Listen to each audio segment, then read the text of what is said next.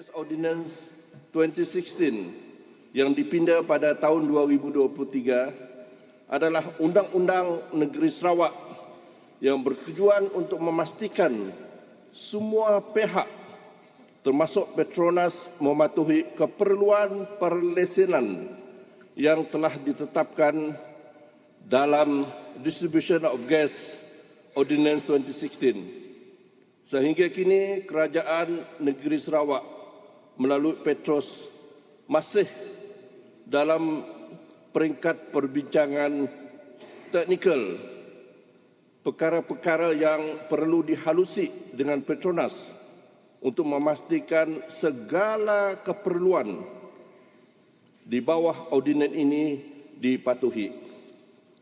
Dan saya juga ingin berkongsi di sini bahawa apabila kita berkata tentang adanya perkara-perkara teknikal yang masih dibincangkan secara mendalam di antara Petronas dan Petros, kita ada surat terbaru daripada Petronas yang bertarikh 1 November 2024 dan surat daripada Petros 6 November 2024. So this is the latest communication between both Petronas and Petros on the details that they are working out right now.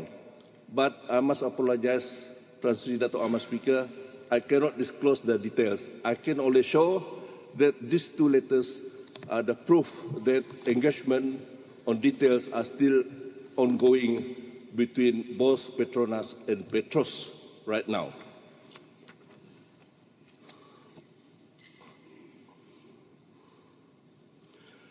Perbincangan ini, Tuan Sri Dato' Ahmad Speaker, di antara Petros dan Petronas perlu saya jelaskan juga di sini bahawa tidak melibatkan sebarang perbincangan mengenai pelantikan Petros sebagai gas agregator tunggal. Oleh itu, saya sekali lagi ingin menegaskan bahawa pelantikan Petros sebagai gas agregator tunggal adalah muktamad, not negotiable.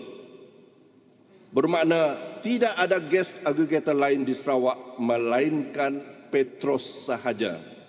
There are no other gas aggregator in Sarawak. Pada masa yang sama, saya juga, Tuan Sri Dato' Ahmad Speaker, ingin memberi nasihat kepada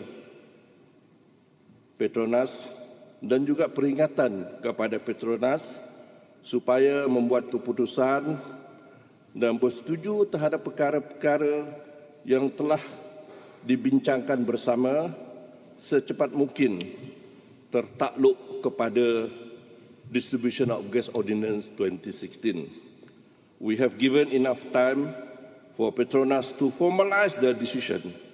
In fact, kita dah bagi extension masa 3 bulan sehingga 31 Oktober 2024. Sekarang boleh diibaratkan kita berada dalam injury time. So I hope decision will be made soon as possible by our national oil and gas company Petronas together with Petros in soon as possible. Tuan Sri Dato' Ahmad Speaker, selaras dengan status Petros sebagai gas agregator tunggal di Sarawak, Petros telah menandatangani beberapa Gas Sales Agreement GSA dengan pengguna gas hiliran. Di antaranya ialah pertama, GSA yang ditandatangani dengan Sarawak Petchem Sinar Berhad yang telah dilakukan pada 22 hari bulan Julai 2024. Kedua, dengan Sarawak Energy Berhad pada 22 Julai 2024. Dan ketiga, di antara Petros dengan Shell MDS Sinar Berhad pada 18 Ogos 2024. Saya percaya Tan Sri Dato' Ahmad Speaker, kesemua soalan yang dikemukakan oleh Keempat-empat ahli yang berhormat mewakili suara rakyat Sarawak tentang hak Sarawak terhadap kepentingan Sarawak dalam sumber asli, khususnya gas asli yang terdapat di Sarawak. Suara rakyat Sarawak terhadap sumber gas asli di Sarawak berdasarkan Undang-Undang Sarawak, iaitu Distribution of Gas Ordinance 2016 yang dipinda pada bulan November 2023, wajar dihormati oleh semua pihak. Lebih-lebih lagi, semua pemain atau syarikat yang terlibat dalam sektor atau gas industri di Sarawak, dan sudah tentunya termasuk pihak Petronas juga.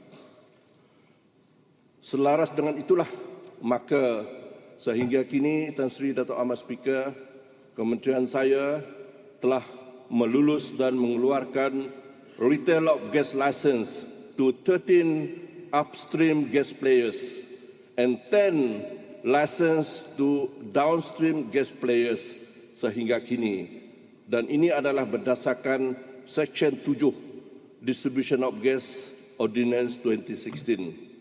Failure to comply to the license requirement is an offence under Section 20 of the Ordinance.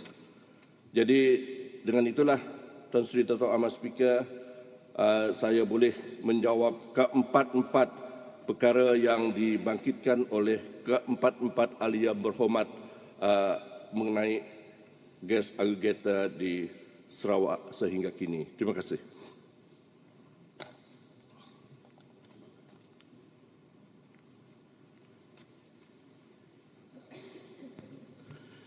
Tan Sri Speaker dan terima kasih Yang Berhormat Datuk Seri Menteri.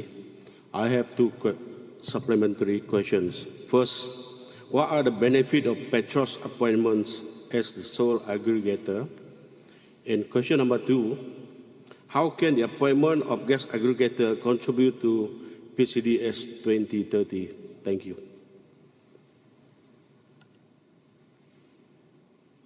Terima kasih ahli yang berhormat bagi Ketibas, dan saya percaya soalan ahli yang berhormat bagi Ketibas memang bertepatan kerana beliau pernah terlibat dalam industri gas dan minyak di Sarawak.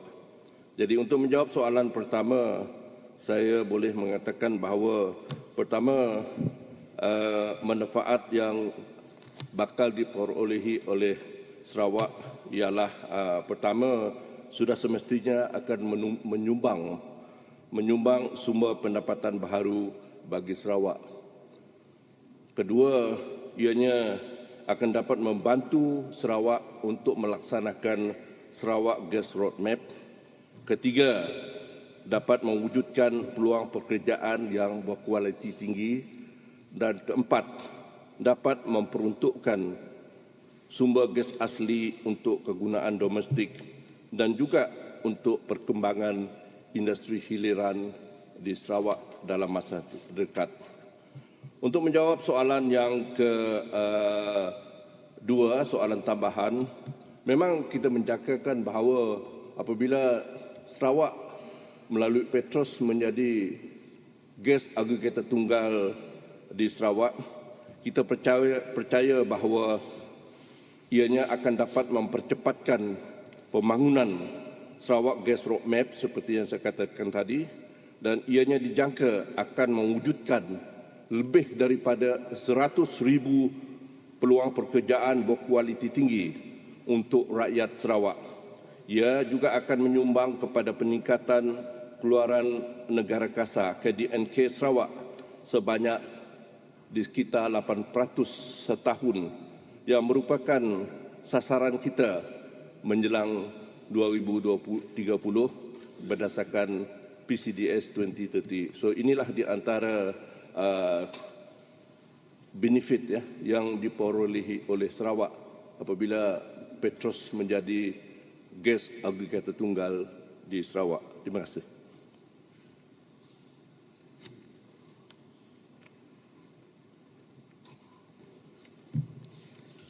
Assalamualaikum warahmatullahi wabarakatuh. Terima kasih Yang Berhormat Datuk Mas Speaker.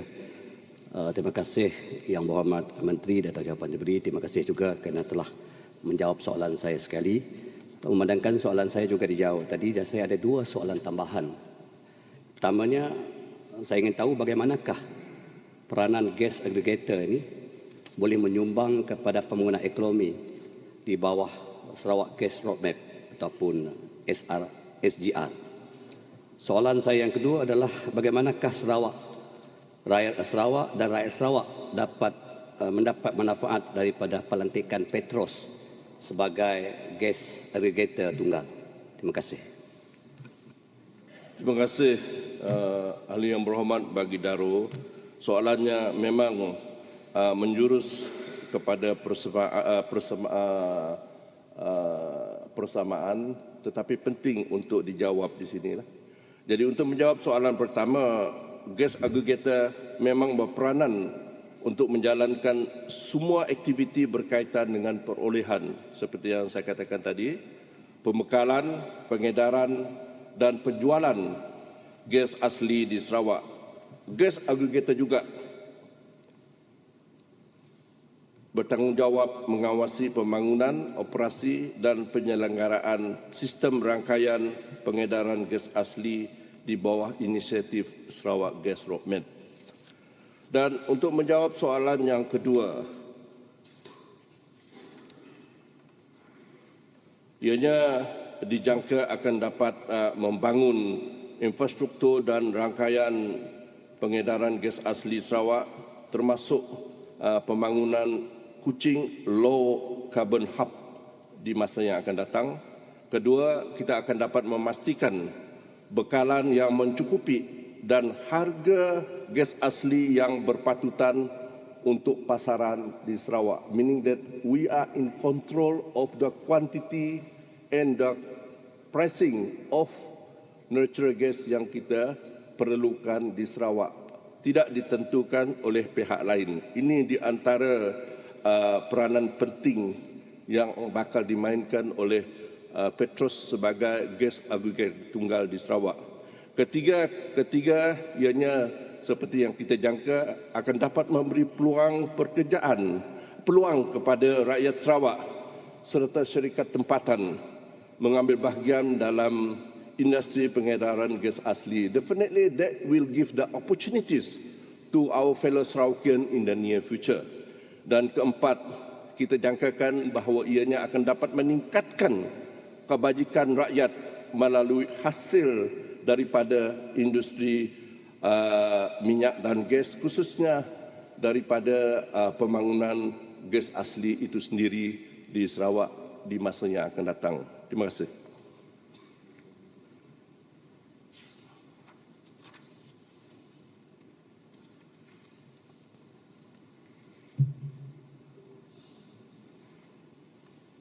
Sila, WB Jepang. Bismillahirrahmanirrahim. Assalamualaikum warahmatullahi wabarakatuh. Terima kasih Tuan Si Speaker. Minum air ketum bergelas-gelas. Soalan tambahan 111. Soalan 1. Apakah status terkini projek Bintulu sama laju gas pipeline? Dan yang kedua, bilakah projek Bintulu sama laju gas pipeline ini akan siap? Terima kasih. Terima kasih Ahli Yang Berhormat Bagi Jepang. Saya percaya kedua-dua soalan ini adalah soalan tambahan kerana the main question has been answered together with the main question from our member from Ketiga just now. So the two questions will be addressed as two supplementary questions. Soalan pertama, jawapannya begini. Projek Bintulu sama laju gas pipeline kini di fasa engineering, procurement, construction and commissioning (EPCC) yang akan memulakan onshore civil works pada Disember 2024. Untuk menjawab soalan yang kedua, projek Bintulu sama laju gas pipeline dijangka dapat beroperasi pada suku keempat tahun 2025, meaning next year will be operational. Thank you.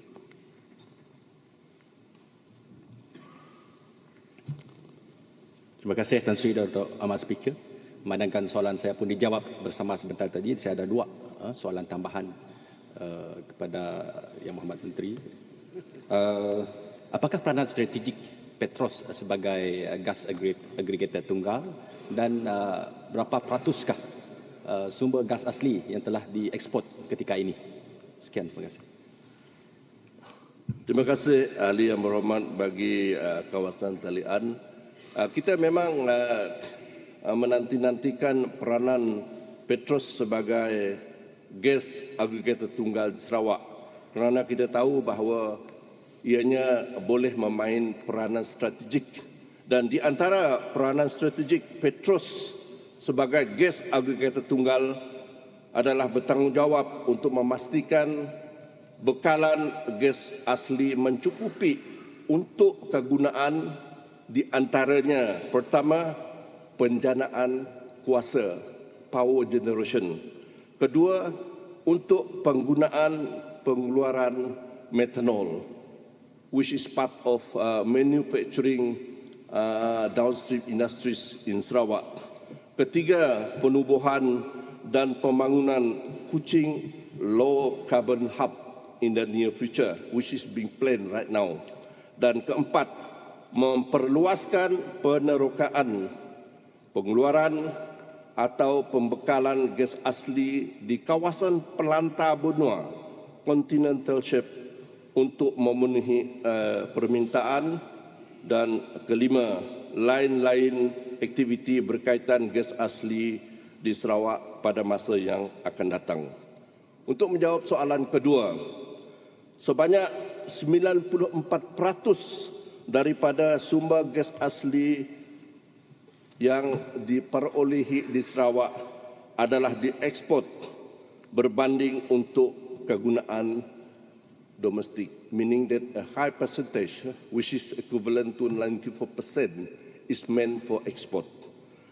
Pelantikan gas aggregator tunggal yang dimainkan peranan oleh Petros nanti, kita jangka dapat meningkatkan penggunaan gas asli dan memastikan keperluan gas asli adalah mencukupi untuk kegunaan di Sarawak. So we are looking forward that Petros would be able to increase the usage of natural gas in Sarawak in the near future, because as of now, as I mentioned earlier just now, 94% of natural gas is exported. So hopefully with Petros as a sole gas aggregator, we would be able to benefit more volume of gas for domestic purposes in the near future. Thank you, Tan Sri Dato' Amat Speaker.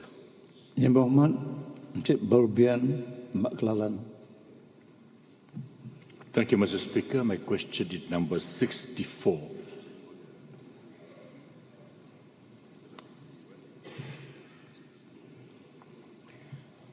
Thank you, Tan Sri Amal, Dato' Speaker, and thank you for the member from Baklalan for the question.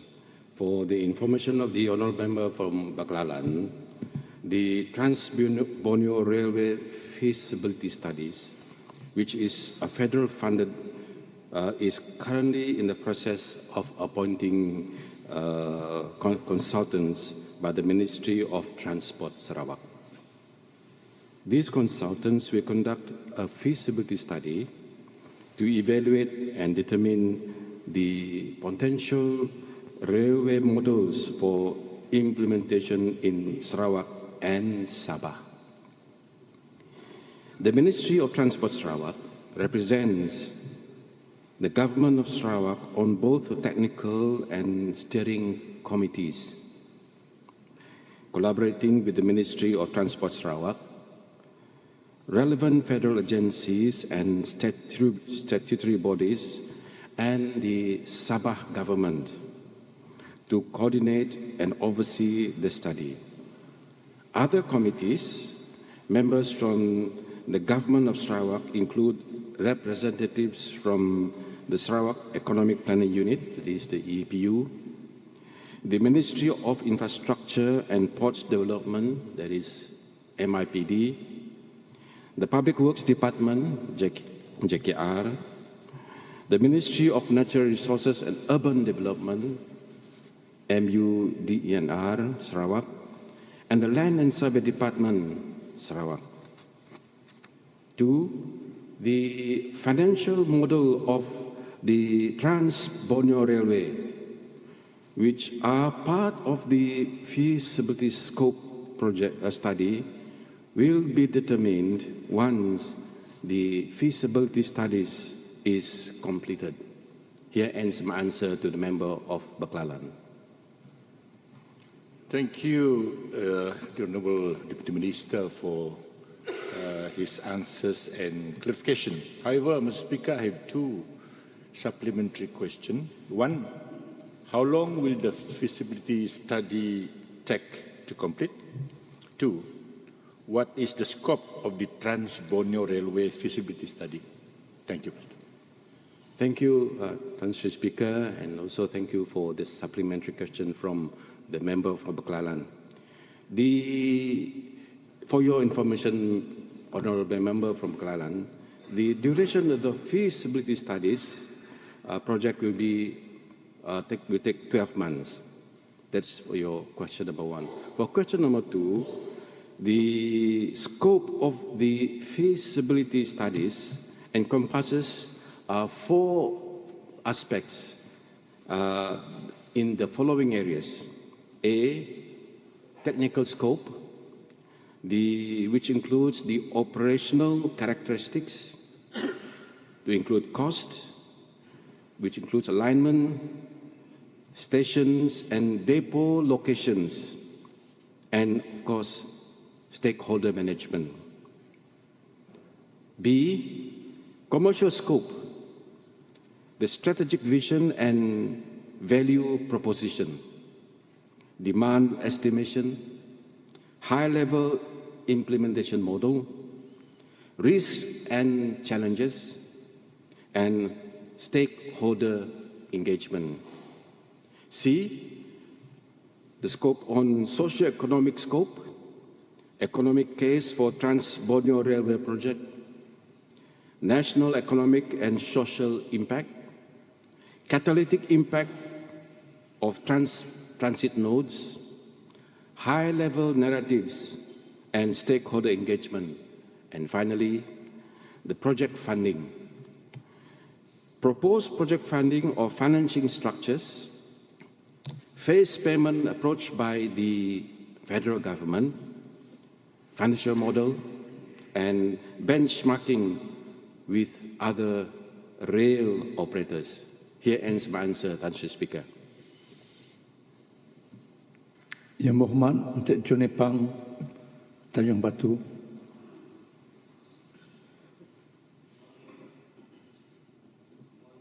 Tan Sri Dato' Mas Speaker, my question is number 65.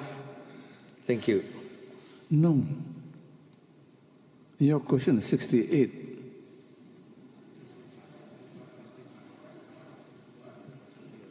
Tung 68. 65. I'm sorry, it's 65. But it's written here 68. 65 then.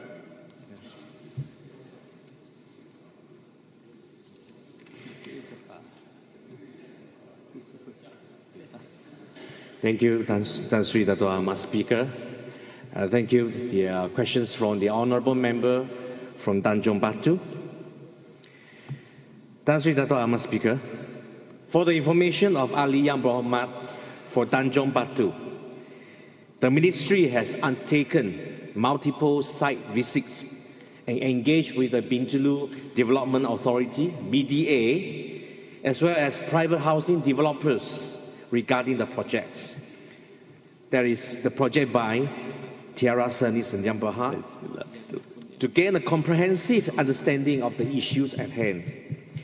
During the meeting of the Jabatan Kuasa Teknikal Pemantauan Projek Perumahan, JKTP, which was chaired by myself, held on 17 October 2024 concerning lots 6256 and 6258 in Block 32 of the Kemena Land District developed by Tiara Seni Sendian Berhad.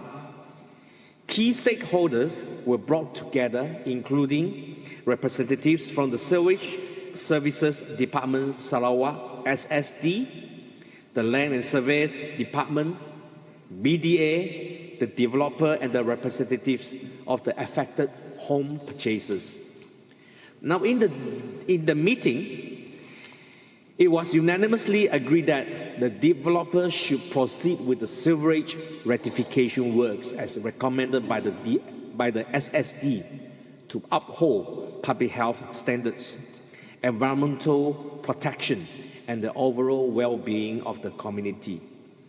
Additionally, the developer will apply for the road certificate and occupation permit from BDA, and this agreement is crucial for expediting the handover of the units to the purchasers. Now, with regards to Lot 1713, Block 12, Kemena Land District, also known as Golden Hill Villa 3, the Ministry Task Force team has engaged with both the developer and BDA. The dispute between the developer and the landowner of the adjacent land remains unresolved. The Ministry is urging the developer to address this land matter promptly and to consider alternative measures to ensure the successful delivery of the project to the respective home purchasers. And the Ministry will closely and continue closely monitor the situation's progress. Thank you. Thank you, Tan Sri Dato' Amar Speaker, and thank you, Deputy Minister. I have two supplementary questions.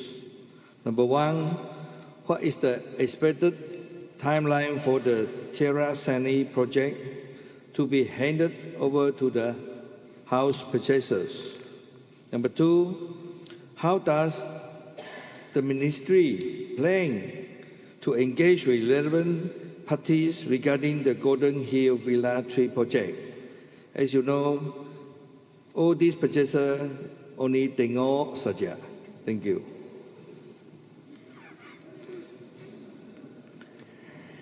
Thank you for the supplementary questions. Two supplementary questions for the honourable members of Tanjung Batu. For the information of Aliyah Brahma for Tanjung Batu, during the JK TP meeting, as I mentioned just now, the developer had committed to hand over the double-story terrace and double-story semi-detached houses within the second quarter of next year. As the answers to the second supplementary question,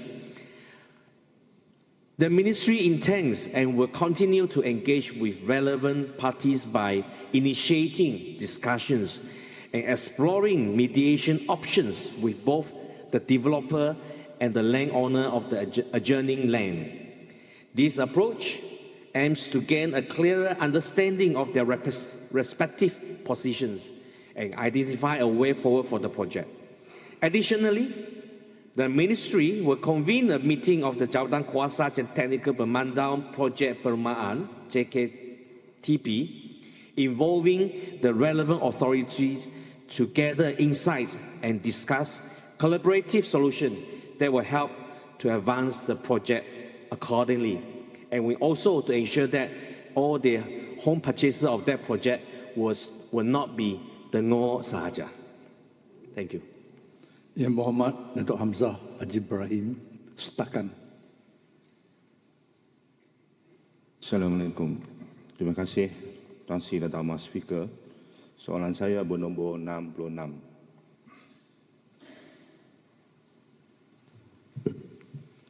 Terima kasih Tan Sri Dato' Amar Speaker dan terima kasih Yang Berhormat bagi setakan.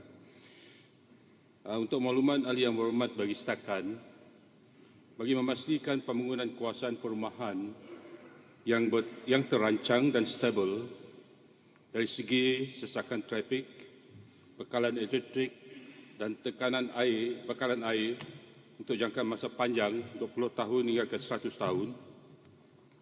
Kerajaan Sarawak telah dan sedang melaksanakan beberapa langkah seperti berikut. Pertama, merancang untuk menyediakan plan tempatan iaitu local plan yang akan dibuat secara komprehensif bagi bandar-bandar utama di Sarawak, termasuklah plan tempatan Samarahan sebagai asas rujukan dan panduan di dalam mengawal pembangunan tanah yang merangkumi aspek perumahan, jaringan jalan raya, utility dan sebagainya. Kedua, membangunkan sistem pengangkutan awam yang efisien seperti Kuching Urban Transportation System (KUTS) yang masih dalam peringkat pelaksanaan. Ini akan menggalakkan penggunaan pengangkutan awam khususnya di Bandaraya Kuching dan Sebarahan. Ketiga, kerajaan dalam proses menyediakan garis panduan pembangunan mampan yang merangkumi konsep bandar pintar, smart city, bandar selamat, safe city, dan bandar rendah karbon, low carbon city, bagi memastikan pembangunan yang komprehensif dan berdaya saing. Dan keempat, kerajaan Sarawak melalui Kementerian Utility dan Komunikasi telah merancang 2 plan induk untuk memastikan bekalan air dan elektrik yang mampan, iaitu pertama, Plan Induk Bekalan Air dan Grid Air Sarawak yang bertujuan untuk memperluaskan liputan bekalan air dan meningkatkan kecekapan pengurusan air mentah dan terawat dengan pendekatan holistik meliputi perancangan jangka pendek dan jangka panjang hingga ke 2070. Dan kedua, Plan Induk Bekalan Elektrik Sarawak yang merangkumi perancangan untuk penjanaan, penghantaran, pengagihan dan pembangunan bekalan elektrik luar bandar untuk memastikan kestabilan bekalan elektrik dalam tempoh 10 tahun yang akan datang. Dan kelima, menggalakkan penglibatan komuniti dan pemegang taruh stakeholder dalam proses perancangan dan kerjasama dengan pihak swasta untuk pembangunan infrastruktur. Terima kasih.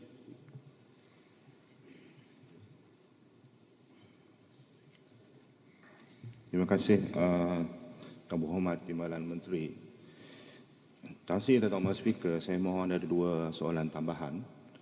Soalan pertama, apakah aspek-aspek perancangan yang diambil kira oleh kerajaan bagi memastikan kawasan perumahan yang terancang dan teratur dalam mempertimbangkan sesuatu permohonan pembangunan perumahan? Soalan yang kedua, adakah kerajaan mengambil kira isu kesesakan lalu lintas dalam meluluskan sesebuah cadangan pembangunan perumahan yang berskala besar? Terima kasih.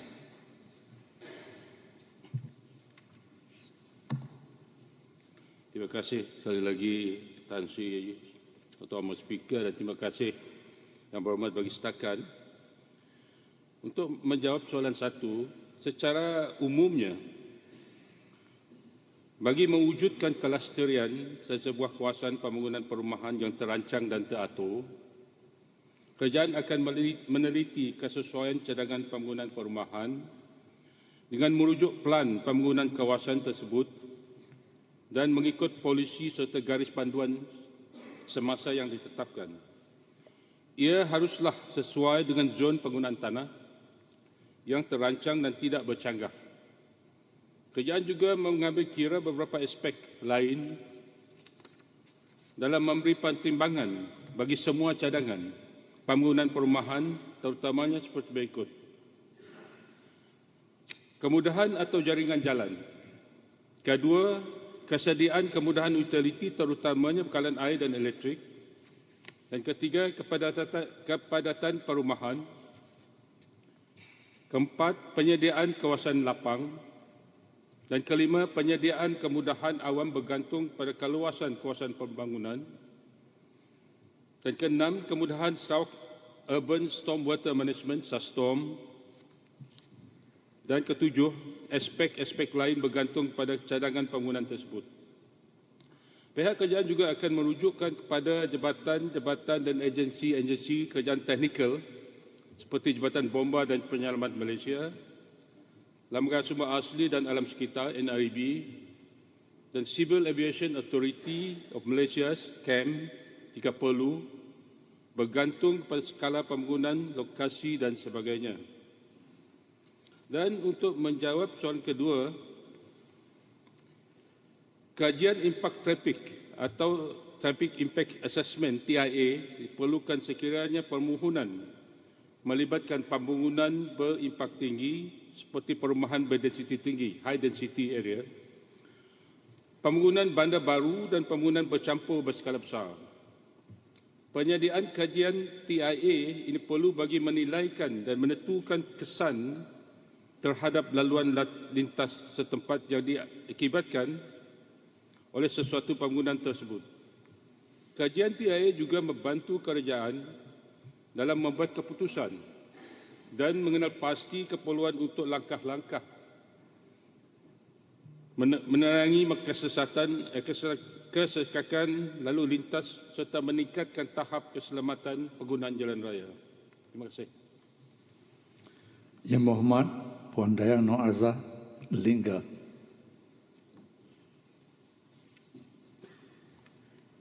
Terima kasih Tan Sri Dr. Maha Speaker. Soalan saya nombor 67.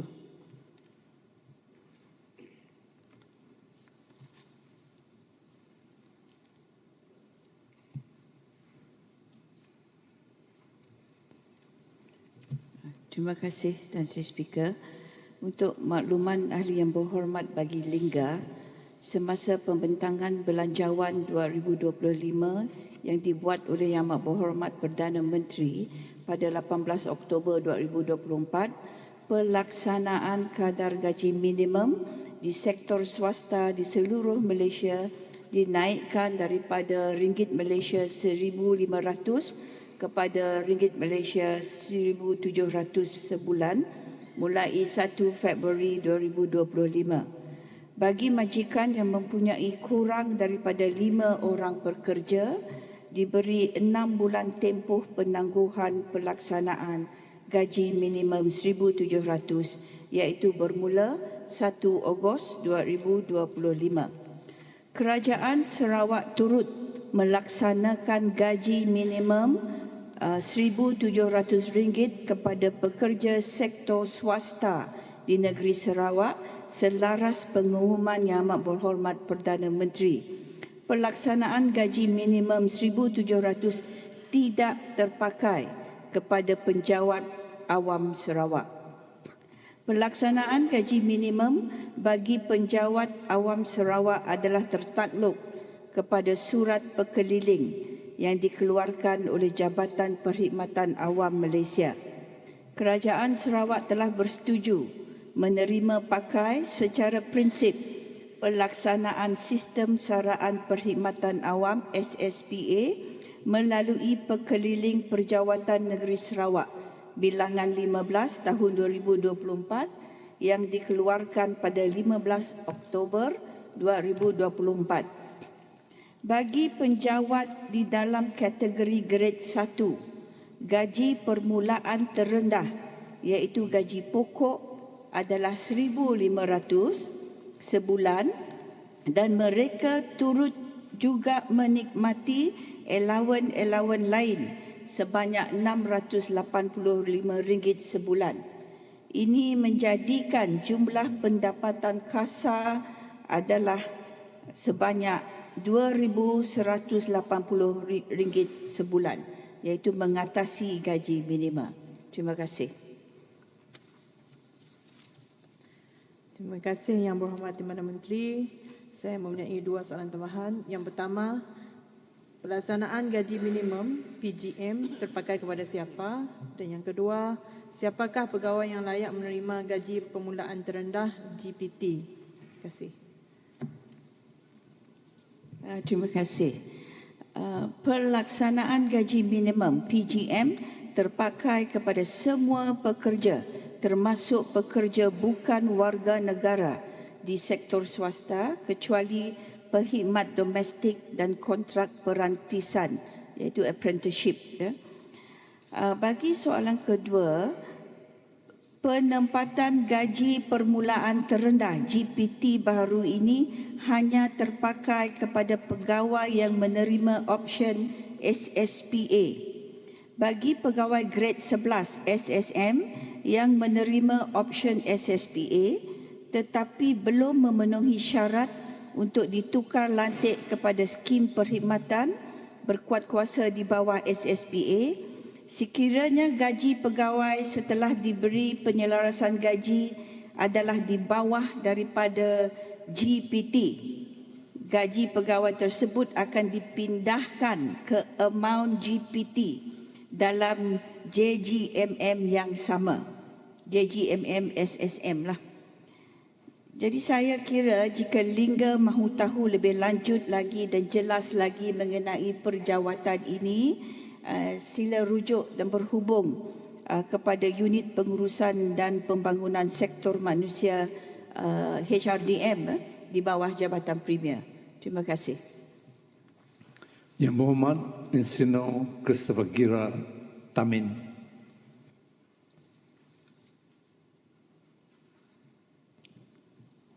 Thank you, Tan Sri Dato' Mas Speaker. My question is nomor 68.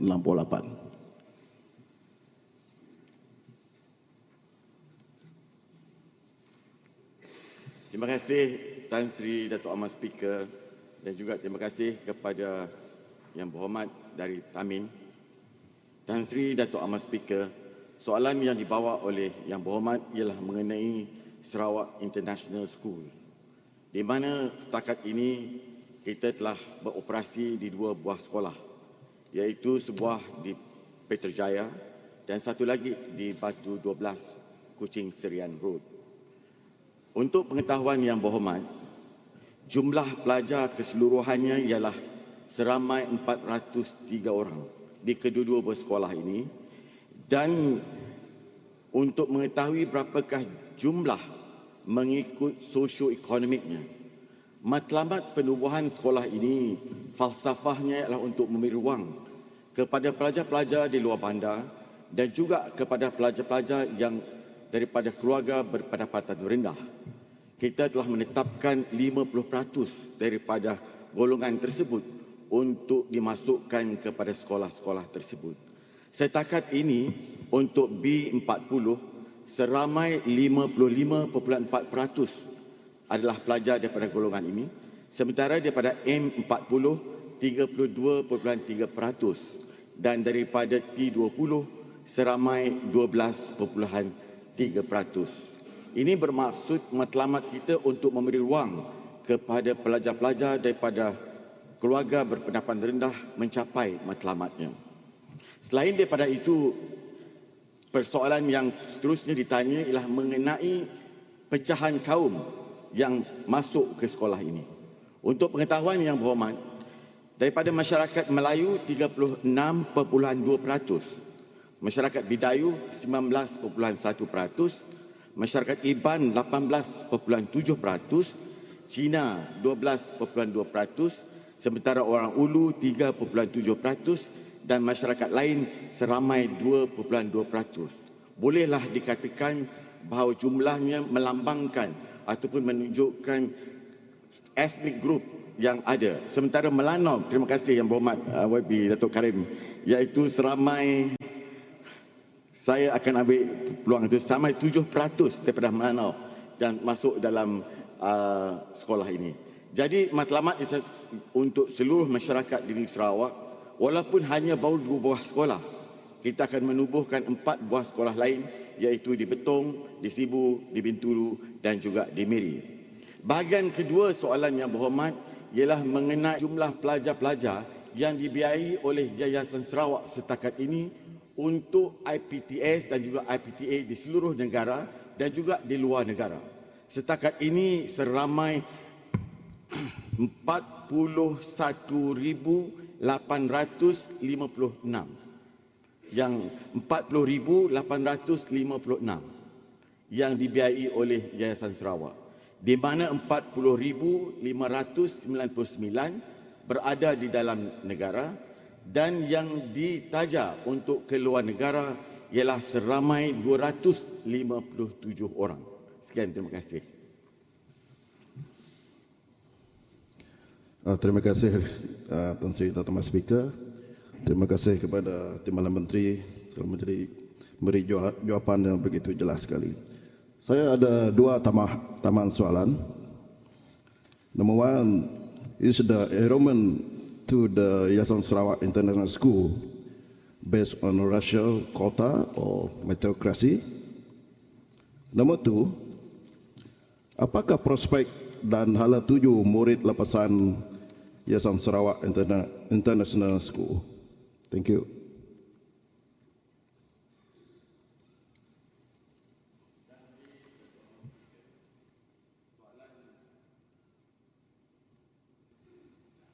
Tan Sri Dato' Amal Speaker, soalan pertama tambahan tersebut adalah soalan yang penting. Terima kasih Yang Berhormat kerana membawa soalan tersebut.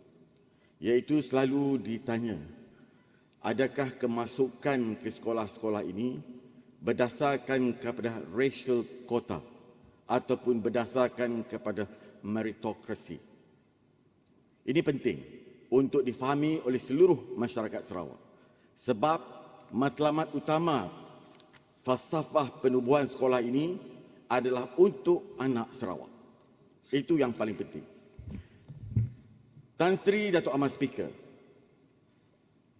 semua pelajar boleh masuk ke sekolah ini berlandaskan kepada kriteria. Yang pertama ialah mereka mesti mendapat sekurang-kurangnya band 5 di darjah 6. Jika mereka mendapat band 5, mereka layak menduduki peperiksaan kemasukan yang dijalankan oleh Yayasan Sarawak bersama dengan Swinburne University. Jika mereka lulus dan mendapat keputusan cemerlang daripada keputusan tersebut, mereka layak untuk masuk ke mana-mana sekolah international school ini.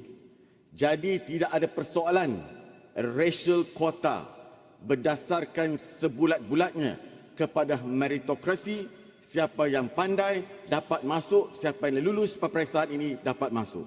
Sebab itu saya menyarankan kepada semua ahli-ahli yang berhormat supaya memberi tumpuan kepada sekolah-sekolah di kawasan masing-masing, pastikan ada di kawasan-kawasan masing untuk dapat masuk ke sekolah ini.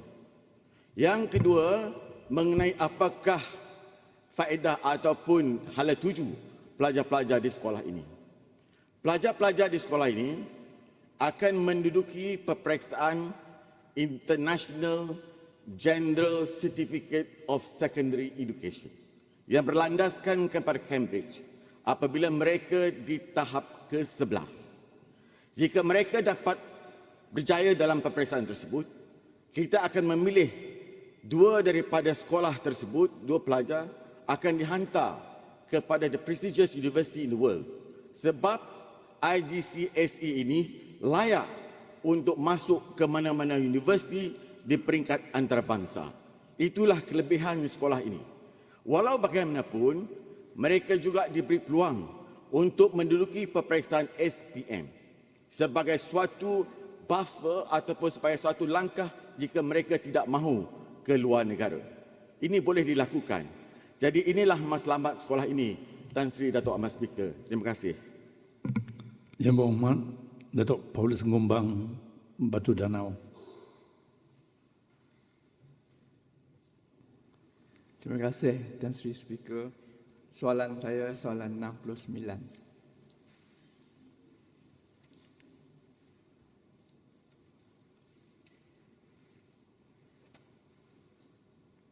Soalan 69.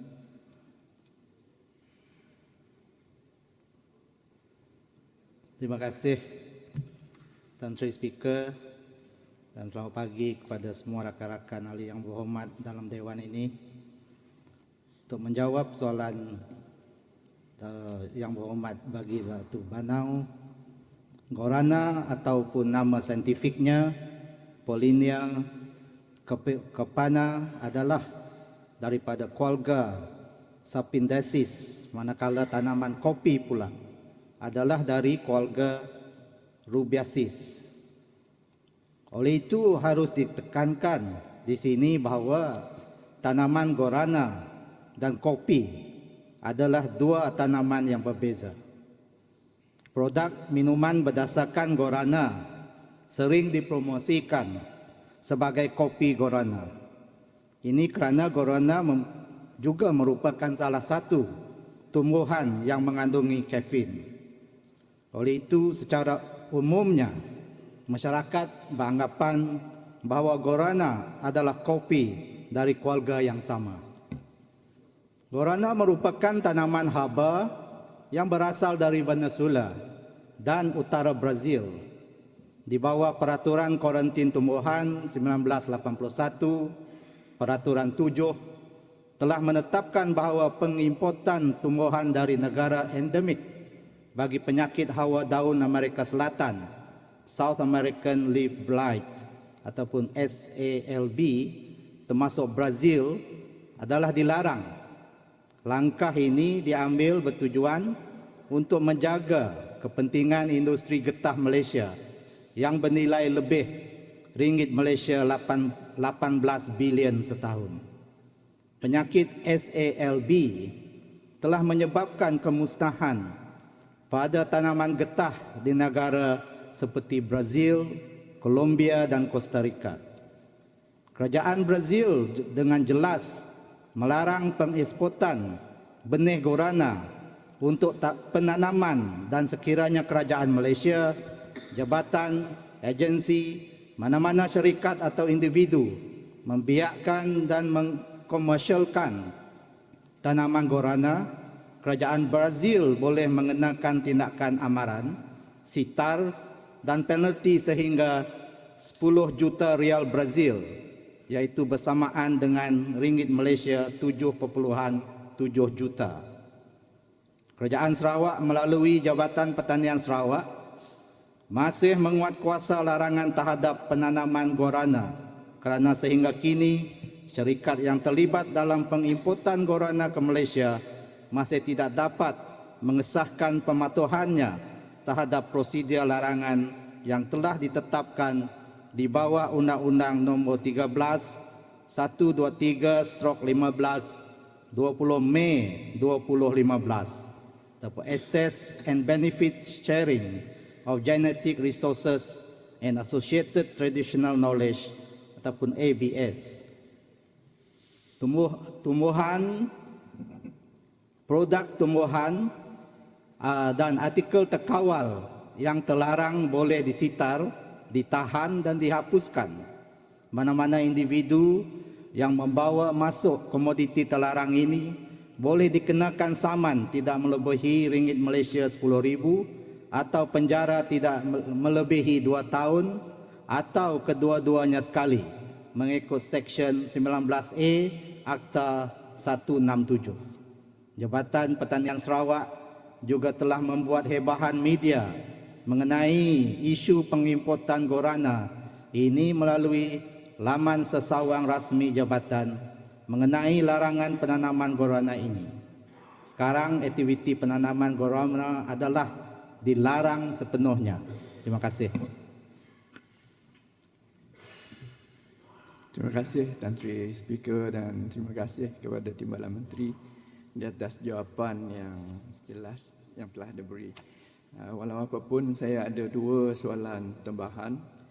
Yang pertama ialah selain daripada penyakit hawar daun Amerika Selatan yang menyerang tanaman getah, apakah prosak dan penyakit lain yang berisiko dibawa oleh guarana? Dan untuk soalan kedua ialah apakah produk tumbuhan dan artikel terkawal yang dilarang dibawa masuk ke Sarawak, dan apakah tindakan yang boleh dikenakan terhadap individu yang membawa masuk tumbuhan, produk tumbuhan dan artikel yang terkawal tersebut. Terima kasih. Terima kasih Tan Sri Speaker dan terima kasih Ahli Yang Berhormat Bagi Batu Danau atas soalan tambahan.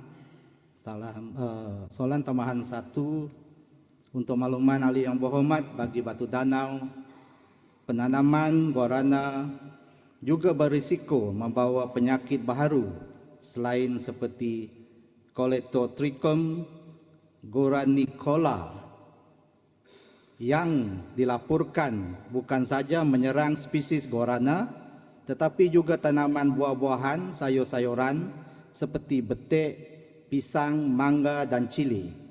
Buat masa ini, maklumat mengenai penyakit Colectotrichum granicola adalah terhad, maka akan menyukarkan kawalan yang dilakukan sekiranya serangan ini berlaku di Malaysia.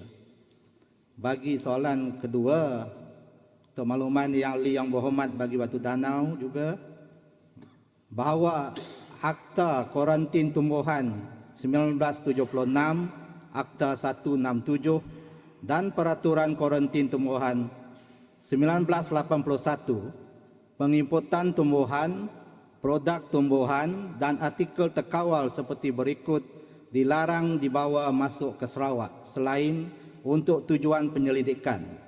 Larangan-larangan tersebut adalah seperti berikut. 1. Tanih. 2. Tanaman dari keluarga Hevia. 3. Tumbuhan dari kawasan Amerika tropik atau mana-mana negara yang mempunyai penyakit hawa daun Amerika ataupun South American leaf blight. 4. Tumbuhan dari kawasan koko Afrika endemik kepada penyakit kelapa, kelapa sawit dan koko seperti Cacao Solan Shoot Virus Complex, Little Yellow Ring, Kencop dan kedang-kedang virus. 5. Perosak dan penyakit tumbuhan seperti di dalam jadual 4 Peraturan Kuarantin Tumbuhan 81 dan ke-6 tumbuhan-tumbuhan berjadual seperti dalam jadual 3 Peraturan Kuarantin Tumbuhan 1981. Terima kasih. Yang berhormat Datuk Bagi Satok. Assalamualaikum, selamat pagi. Terima kasih Yang Berhormat Tan Sri Datuk Amar. Soalan saya nombor 70.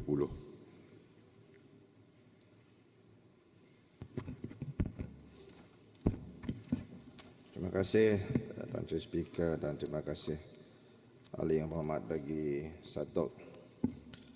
For the information of Ahli Yang Berhormat for Satok, nearly half of the event held in Sarawak are related to cultural heritage.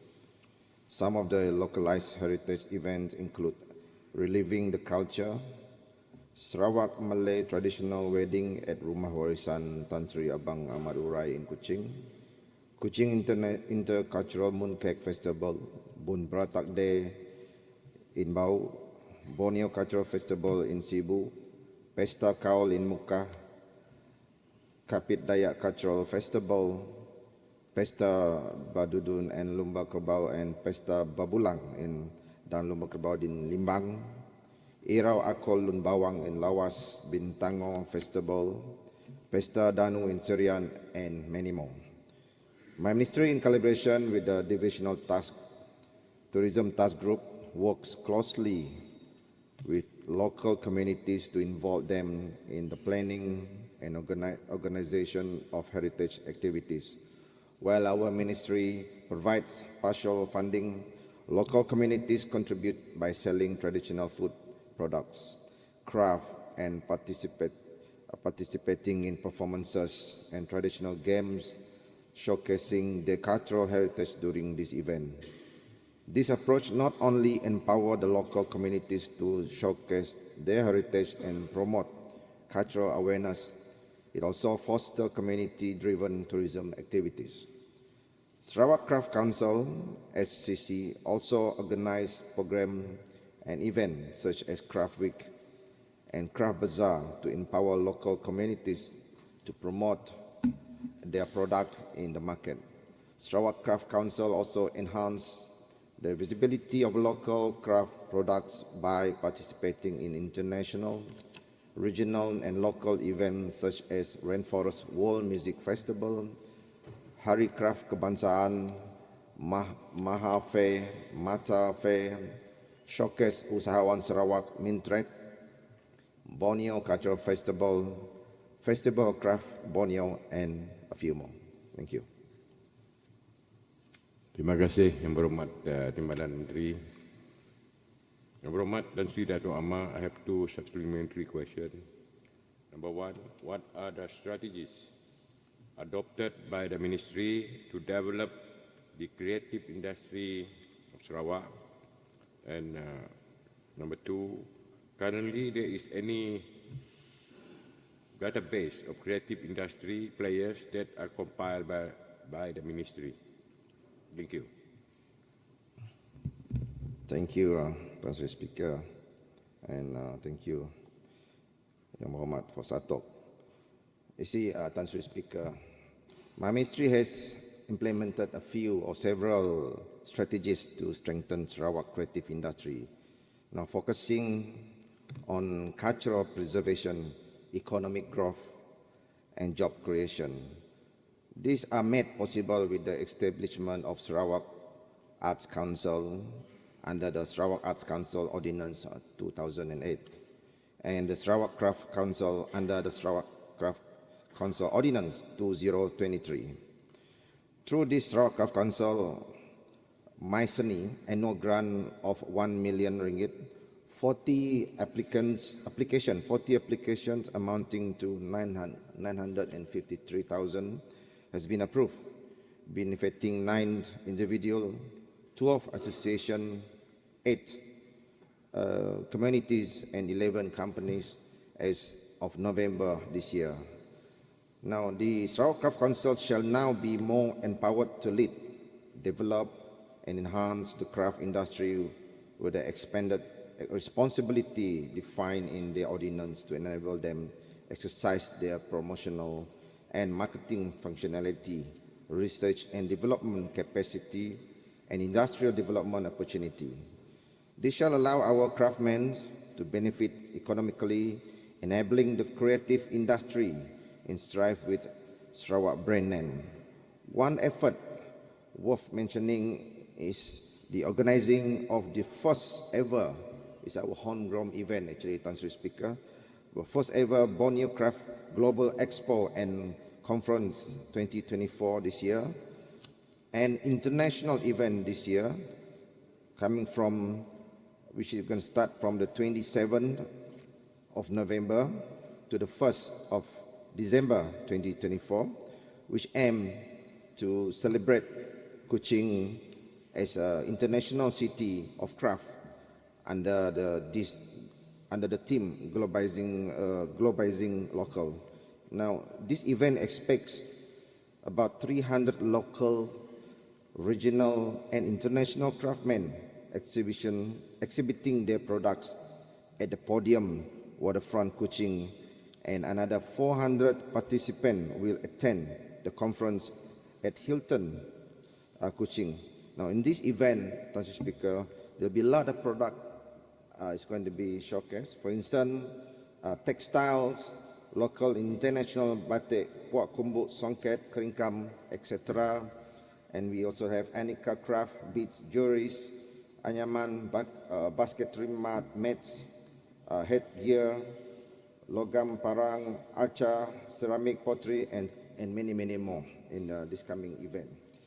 So the ministry, our ministry has also supported this industry to strive by way of facilitation fund for the heritage, art and culture through the organizing of 277 events amounting to 17,249,361 ringgit to foster capacity building program for creative industry players and advancing heritage, art and culture preservation effort. Now, for the second supplementary question, Mr. Speaker, our ministry is developing we call it a creative industry directory. Now, this directory is a comprehensive database of all creative industry players in Sarawak. Since this portfolio, creative industry is new, so we need to have this directory. Now, this directory is set for completion by April 2025 next year and currently includes 2,116 participants throughout Sarawak. Now, this is something like we call it like yellow pages for the telecom, where you can find all the directories of the suppliers, the wholesalers of all in this craft industry. Now, once finalized, the directory will serve as a valuable resource for both public and private sectors, which will strengthen the creative industry by enhancing visibility and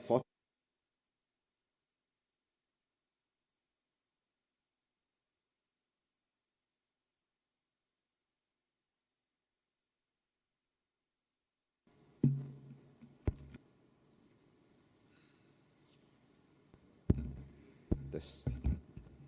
All right, thank you. Now, and the creative industry by enhancing visibility and fostering the new opportunities for the collaborations and growth. Thank you much. Alaiya Muhammad, question time is up.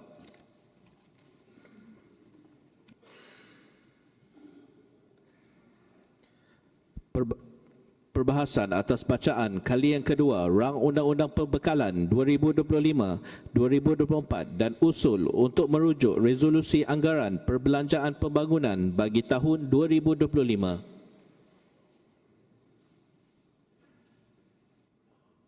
Alaiya Muhammad, the question is that the Supply 2025 Bill 2024 be read a second time, and the motion to refer the resolution of the Development Estimates 2025 be passed and referred to the Committee of Supply.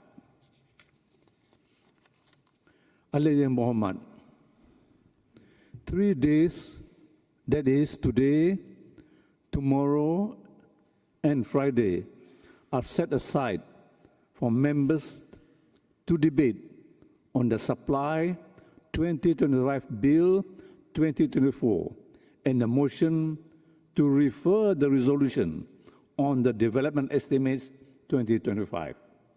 Alaiya Muhammad, Understanding Order 31(8), I hereby impose 20 minutes for any member who wishes to speak.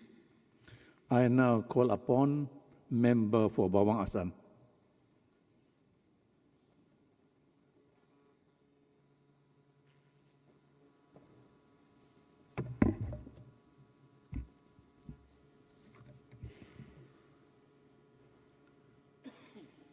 Thank you, Tan Sri Speaker, for allowing me to participate in the debate on the Supply 2025 Bill 2024, tabled by Yang Amat Berhormat the Premier, Menteri Kewangan dan Ekonomi Baru on 11th November 2024.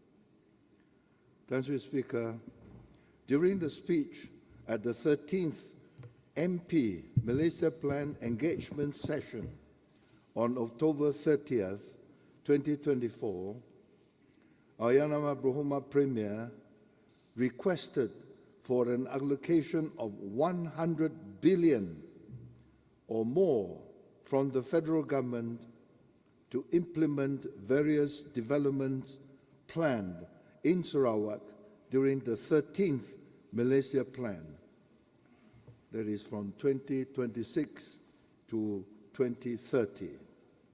The Premier said, I quote, I hope the federal government will study and consider the needs of Sarawak.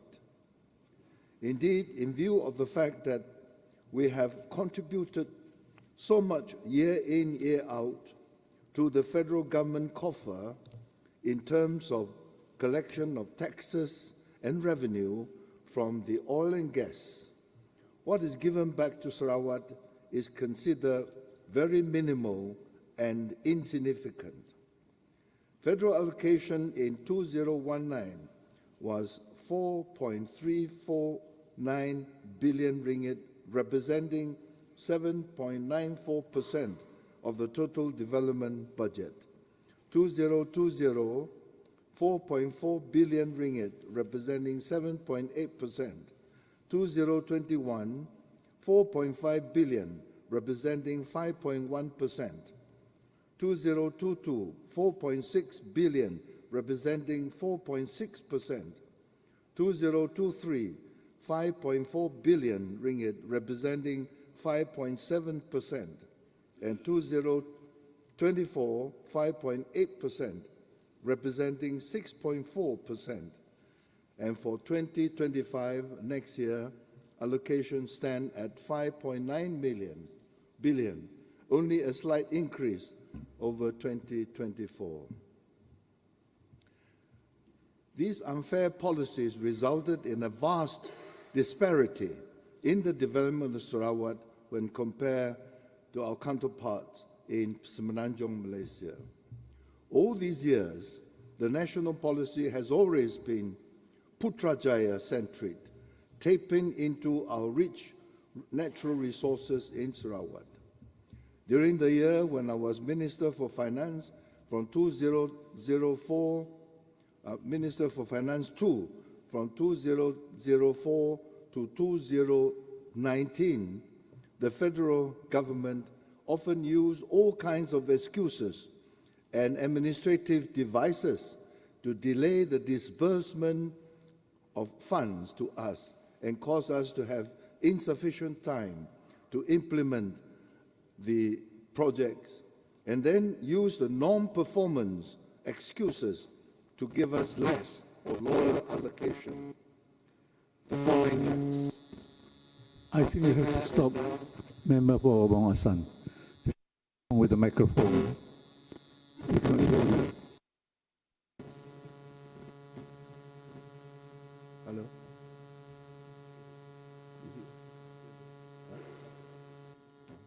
Your voice has been distorted. Try again. Our Premier is now asking the federal government to allocate 100 billion ringgit under 13 Malaysia Plan to enable Sarawak to improve our health facilities, repairing dilapidated schools, upgrading existing roads and constructing new roads, and achieving 100% clean water and electricity supply, and constructing 1,800 towers or communication structures to ensure full internet coverage in Sarawak. While giving full support to our Premier and the state government for asking greater allocation for Sarawak, we all must rally behind our Premier and the state government in demanding greater rights in the oil and gas distribution and trading in Sarawak. It is about time we demand greater shares in our own resources and use our own resources to build our country and to develop our state. Mr. Speaker, whatever the case, we should stand firm for more equitable sharing between Petros and Petronas in the development of both upstream and downstream activities.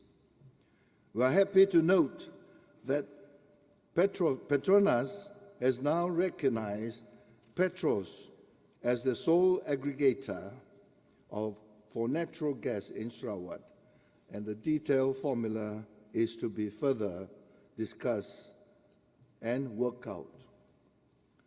The people of Sarawak should all rally behind our state government in defending, protecting, and reclaiming the autonomous rights belonging to the state as stipulated in the MA 63 and the constitutional instruments annexed thereto. As said by Yanama Muhammad Premier, soon after he became the Chief Minister in his winding out speech on 14 November 2018. I quote what he said: "Our desire for Sarawak autonomy is not a knee-jerk reaction, but a long and deep emotion built over the past 55 years. Hence, the Premier is working hard to develop Sarawak-centric economic and financial policies. The Premier has since launched PCDS, Post-COVID Development Strategy, to propel Sarawak towards a thriving society driven by data and innovation to enjoy economic prosperity, social inclusivity, and sustainable government. Premier is also working hard to capitalize on opportunities to achieve 282 billion ringgit of GDP, gross domestic product, by 2030. He further said in his running out speech, 14 November 2001. This is what he said: as Anak Sarawak, we must come out front in determining the fate of our beloved homeland, Sarawak. We must fight hard with great courage and wisdom. The Yang Amat Berhormat the Premier fought hard in successfully imposing sales tax on oil and gas to greatly improve our state revenue.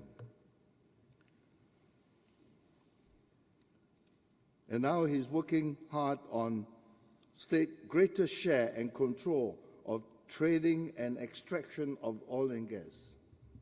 Mr. Speaker, I remember vividly when Premier first became the Chief Minister, and he told me one day, Sunko, I saw it. I wanted to do it. He was talking about imposing state sales tax. He said, why we only impose sales tax on crude oil, crude palm oil, and palm kernel oil? We could impose also on the oil products, on sales tax on oil products, since the State Sales Tax Ordinance came into being since 1998.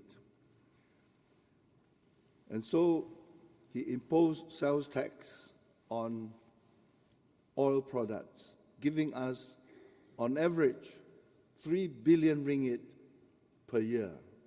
Imagine, 2018, 2019 until 2025, next year, that will give us something like 24 billion ringgit. If not for the brilliant and daring move of our Yang Amat Berhormat Premier, Sarawak would have been less than 24 billion ringgit in revenue in the past 8 years.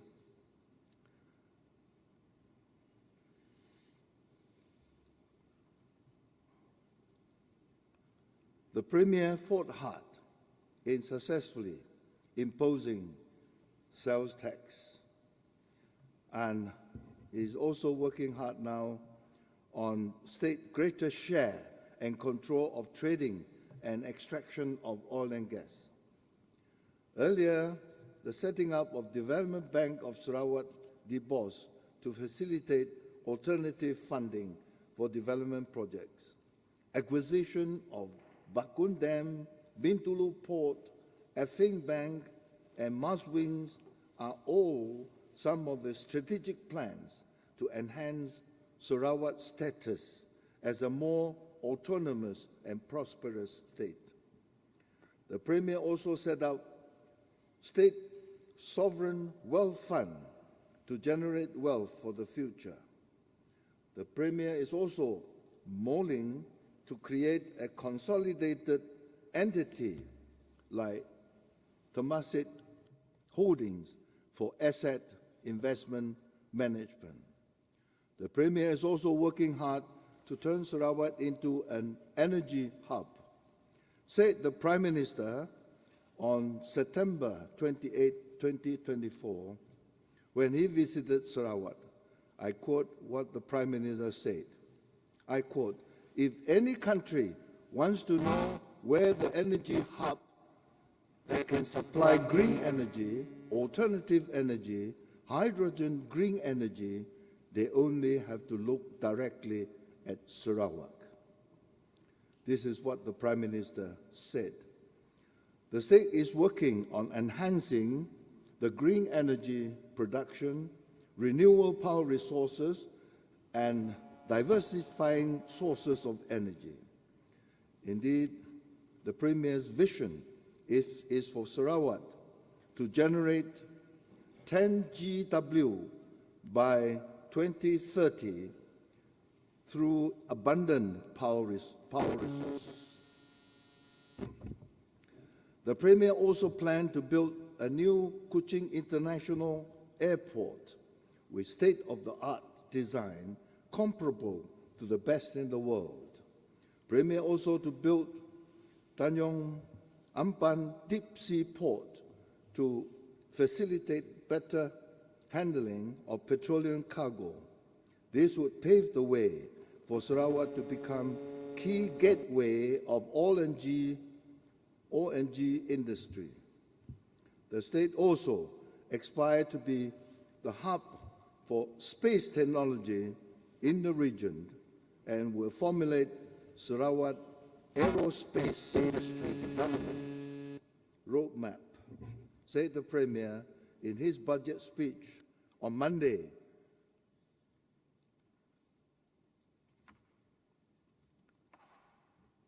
The state is also mulling the idea of providing free education to selected students studying in the state-owned university, IPTS. The state is also seeking greater federal representation through increase of more parliamentary seats. The demand, according to Deputy Prime Minister Dr. Sri Fadila, has now entered into negotiation. Member for Bong Assam, we have a break for the technician to look at the system. I'm sorry, I have to stop you from continuing the speech. You continue the speech after we rectify the system. So we have a break in 20 minutes' time.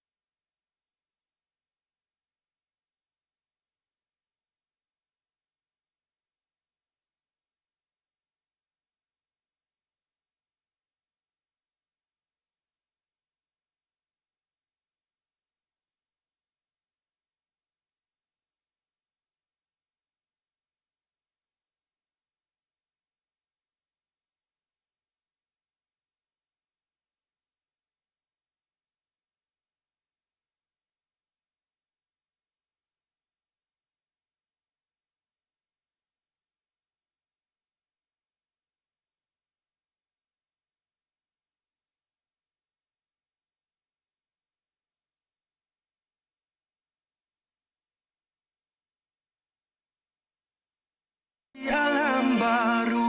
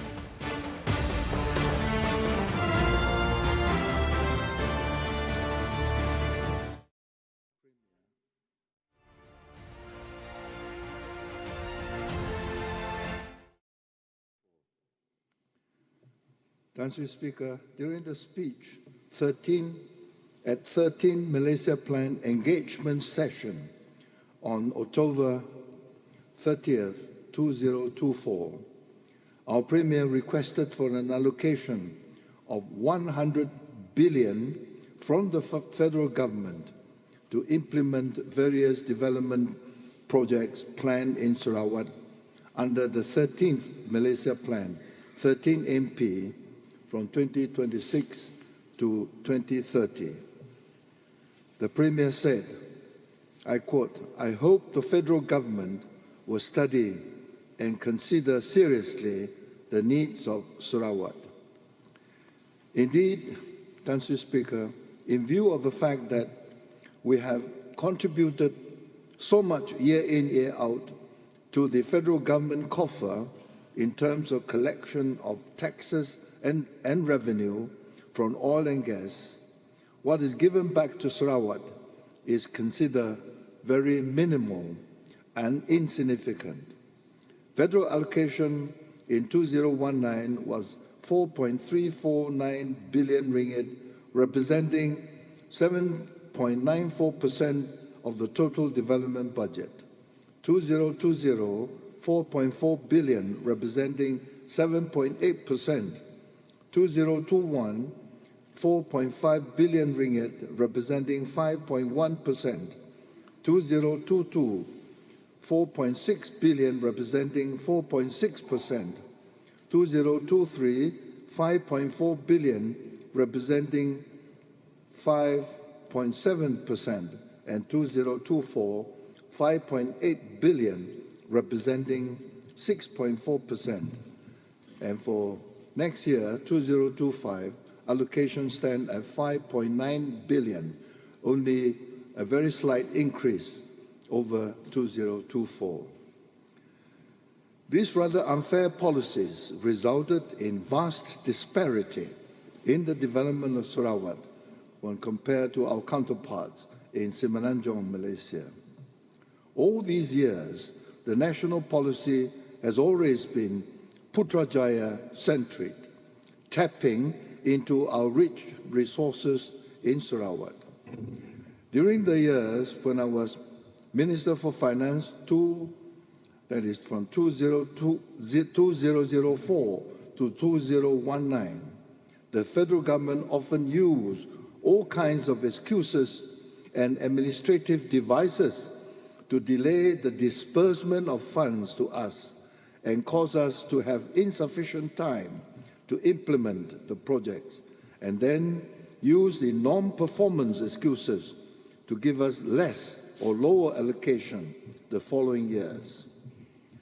Our Premier is now asking the federal government to allocate 100 billion ringgit under the 13 Malaysia Plan to enable Sarawak to improve our health facilities, repairing our dilapidated schools, upgrading existing roads and constructing new roads, and achieving 100% clean water and electricity supply, and constructing 1,800 towers or communication structures to ensure full internet coverage in Sarawak by 2030.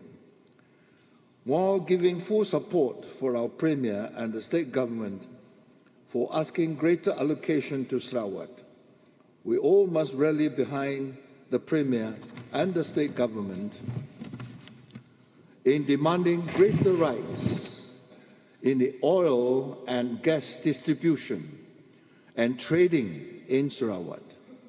It is about time that we demand greater share in our own resources and use our own rich resources to build our economy and to develop our state.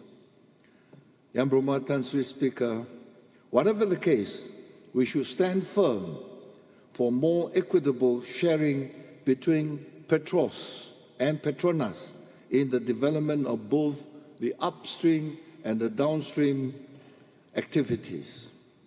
We're happy to note that Petronas has now recognized Petros as the sole aggregator for natural gas in Sarawak, and detailed formula is to be further discussed and worked out.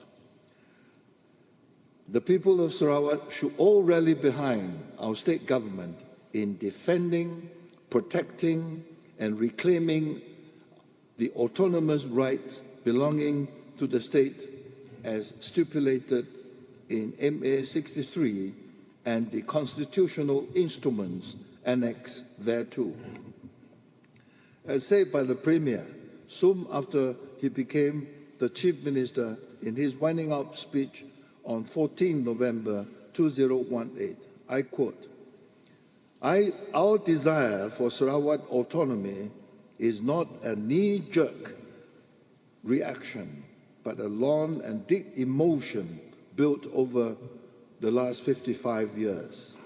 Hence, our Premier is working hard to develop Sarawak-centric economic and financial policies. The Premier has since launched PCDS, Post-COVID Development Strategy, to propel Sarawak towards a thriving society driven by data and innovation to enjoy economic prosperity, social inclusivity, and sustainable environment. The Premier is also working hard to capitalize on opportunities to achieve 282 billion ringgit in GDP by 2030. He further said in his winding out speech, delivered 14 November 2018, I quote, As anak Sarawak, we must come out front in determining the fate of our beloved homeland Sarawak. We must fight hard, and we must fight hard with great courage and wisdom. Indeed, Yang Amat Berhormat the Premier fought hard in successfully imposing sales tax on oil and gas to greatly improve our state revenue. Tan Sri Speaker, I remember vividly, immediately after he became the Chief Minister, I remember he told me, because I was the second Minister for Finance, he said, Sungko, I saw it and I wanted to do it. He was talking about sales tax being imposed only on palm oil, on crude palm oil and the palm kernel oil when we introduced the 1998 State Sales Tax Ordinance.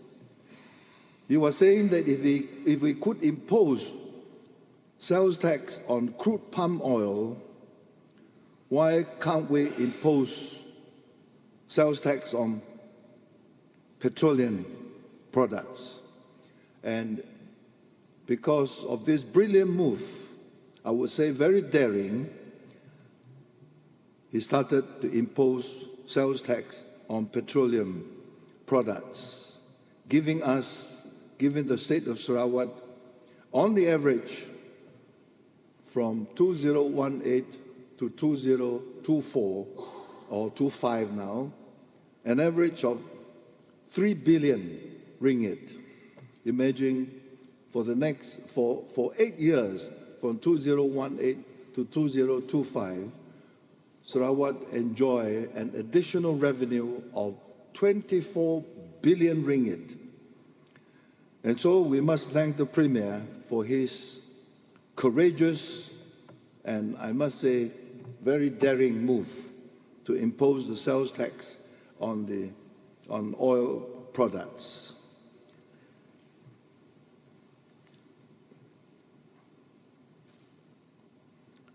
And now, the Premier is working on state greater share and control of the trading and extraction of oil and gas.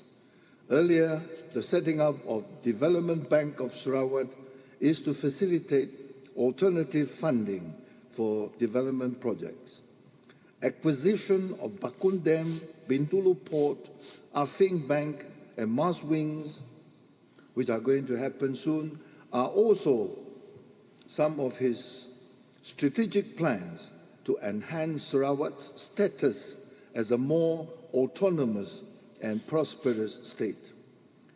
The Premier also set up State Sovereign Wealth Future Fund to generate the wealth for our future. The Premier is also mulling to create a consolidated entity like Temasek Holdings for asset and investment management. The Premier is also working hard to turn Sarawak into an energy hub, said the Premier on September 28, 2020. Said the Prime Minister, Dr. Sri Anwar Ibrahim, on September 28, 2024, when he visited Sarawak. This is what the Prime Minister said. I quote, "If any country wants to know where the energy hub that can supply green energy, alternative energy, hydrogen green energy, they only have to look directly at Sarawak." Indeed, the state is working on enhancing the green energy production, renewable power resources, and diversifying sources of energy. Indeed, the Premier's vision for Sarawak to generate 10 GW by 2030 through abundant power sources. The Premier also planned to build a new Kuching International Airport with state-of-the-art design, comparable to the best in the world.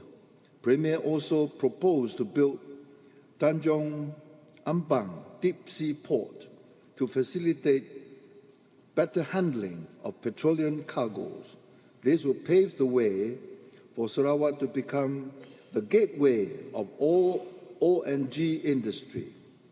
The state also aspired to be the hub for space technology in the region and will formulate Sarawak Aerospace Industry Development Roadmap, said the Premier in his budget speech delivered on Monday, only this Monday.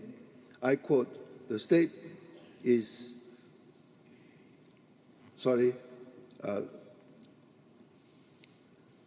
will formulate Sarawak Aerospace Industry Development Roadmap."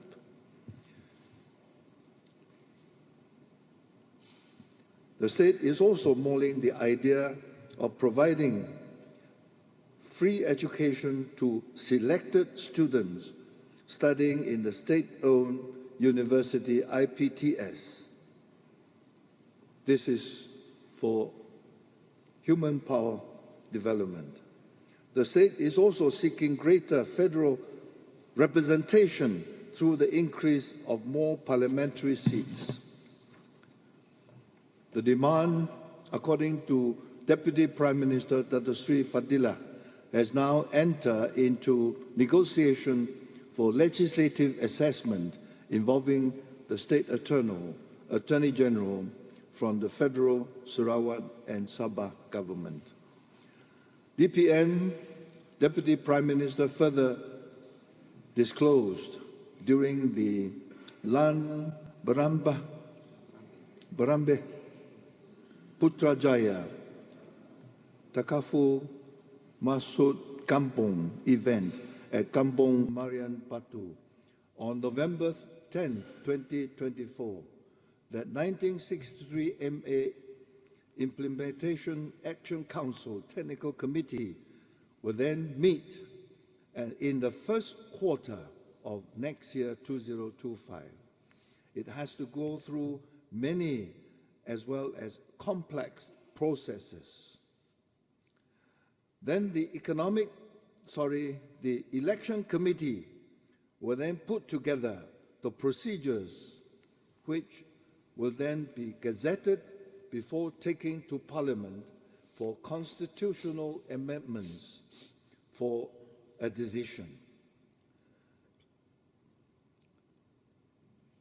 This is what the Deputy Prime Minister said. It is certain that it hasn't had enough time for next general election, meaning 16 GE. However, Tan Sri Dato' Ahmad Speaker, we must work hard towards the realization of increased parliamentary seats for Sarawak and Sabah, because increase in parliament seats will also cause a change in the Legislative Assembly seats for Sarawak and Sabah. All in all, I must say that our Yang Amat Berhormat, the visionary Premier, is leaving no stones unturned to fight for greater administrative, legislative, and financial autonomy, for more sources of revenue, for greater control of our natural resources, so that we can take control of our own destiny and boldly move on with our development agenda. Say our Premier, during his budget speech on Monday, 11th of November, I quote, 2024, only on Monday, he said, I quote, "The road ahead towards a better Sarawak will not be easy. There will be a lot of challenges. Let us turn our challenges into opportunity and the constraints into strengths," said the Premier. Many of the things, on another occasion he said, many of the things we are doing are new to Sarawak. We have hope and faith and courage. Together, God willing, we will success. We will succeed. And all of us should rally behind our Premier and the state government with a united spirit to help realize our projects and programs planned for the future of Sarawak. Tan Sri Speaker, let me now raise some matters relating to my constituency, Bawah Asan. Tan Sri Speaker, my constituency, N53 Bawah Asan, some of the polling stations in the outlying areas, such as Tutus, Rasau, Bungan Besar, and Bungan Kecil, are under Matu District. Administratively, under Matu Districts. They come under Matu District. Nearer to Sarawak, nearer to Sibu, along Patang Ikan, the polling station come under Sibu District. It is difficult for the people in these areas to distinguish what matters come under which district councils, making them run both ways, making them run to both ends to seek help and assistance. And so, Tan Sri Speaker, it is hoped that in the forthcoming redelineation exercises, the electoral and administrative districts can be harmonized to avoid unnecessary confusion among the people in the areas. Tan Sri Speaker, in the district closer to Sibu, in my constituency, N53, infrastructure facilities are quite complete. All longhouses and kampong are well served by roads. But in the outlying areas, which are far away from Sibu town, such places like Rasau, Sungai Pinang, Bungan Besar, and Bungan Kecil are not accessible by roads. And they are only accessible by, some of them are accessible by plantation roads. But we have to use speedboats to reach some of these longhouses and kampong, and the journey may take up to 1 to 2 hours. I must thank the state GPS government for approving Jalan Sungai Biduk, Kampung Tutus, Kampung Sebedil, Kampung Bungang Kecil, Sibu Division with a total scheme value of 400 million ringgit. Phase 1, costing 104.56 million, has been completed. It is hoped that the subsequent phases can be implemented soon. Jalan Gut Mora, Sungai Penang, Bungan Besar, along Patan Ikang in Muka Division are also being planned. Once the roads are implemented, other facilities such as electricity and water supply can follow suit. Tan Sri Speaker, indeed, Sarawak has a big land mass which require heavy capital outlays to build roads, to build road infrastructure, to cover all the areas. Deputy Premier, Minister for Infrastructure, said on December 5th, 2022, this is what he said, I quote, "Based on our study, we still need to build at least 2,000 kilometers or more roads, new roads, to ensure all those yet to be linked interior longhouses and kampongs will be connected." On another occasion, on 2nd June 2023, the Deputy Premier and Minister for Infrastructure said, it is further estimated that we need to build 5,000 kilometers rural roads, and when completed, all kampongs and longhouses can be accessible by road. The Deputy Premier further said, our plan is for this to happen by 2030, but this will certainly need quite a substantial sum of money. Now, on November 3rd, 2024, Deputy Prime Minister Dr. Sri Dr. Ahmad Zahid, during his visit to Kuching, revealed that some of the federal projects which have been delayed from 2016 to 2022, imagine, these projects were delayed for so long, from 2016 to 2022, have to be implemented before the launch of 13 Malaysia Plan, 13 MP. Probably, Deputy Prime Minister's open admission was in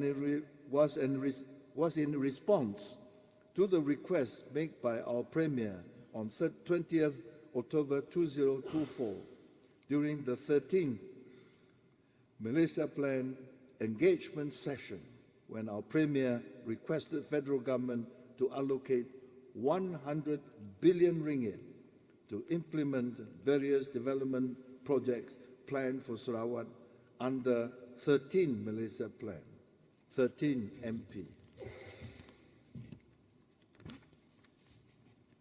You have to conclude, Honourable Member. Okay. Mr. Speaker, the Sarawak government should keep on imploring the federal government to give more justice to Sarawak by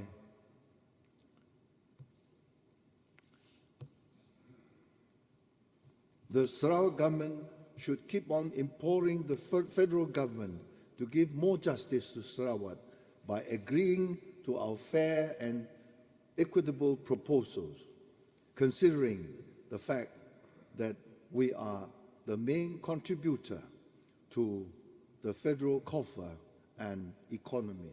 Mr. Speaker, with the above observations, I fully support Supply 2025 Bill 20 24. Sekian. Terima kasih. Member for Daro.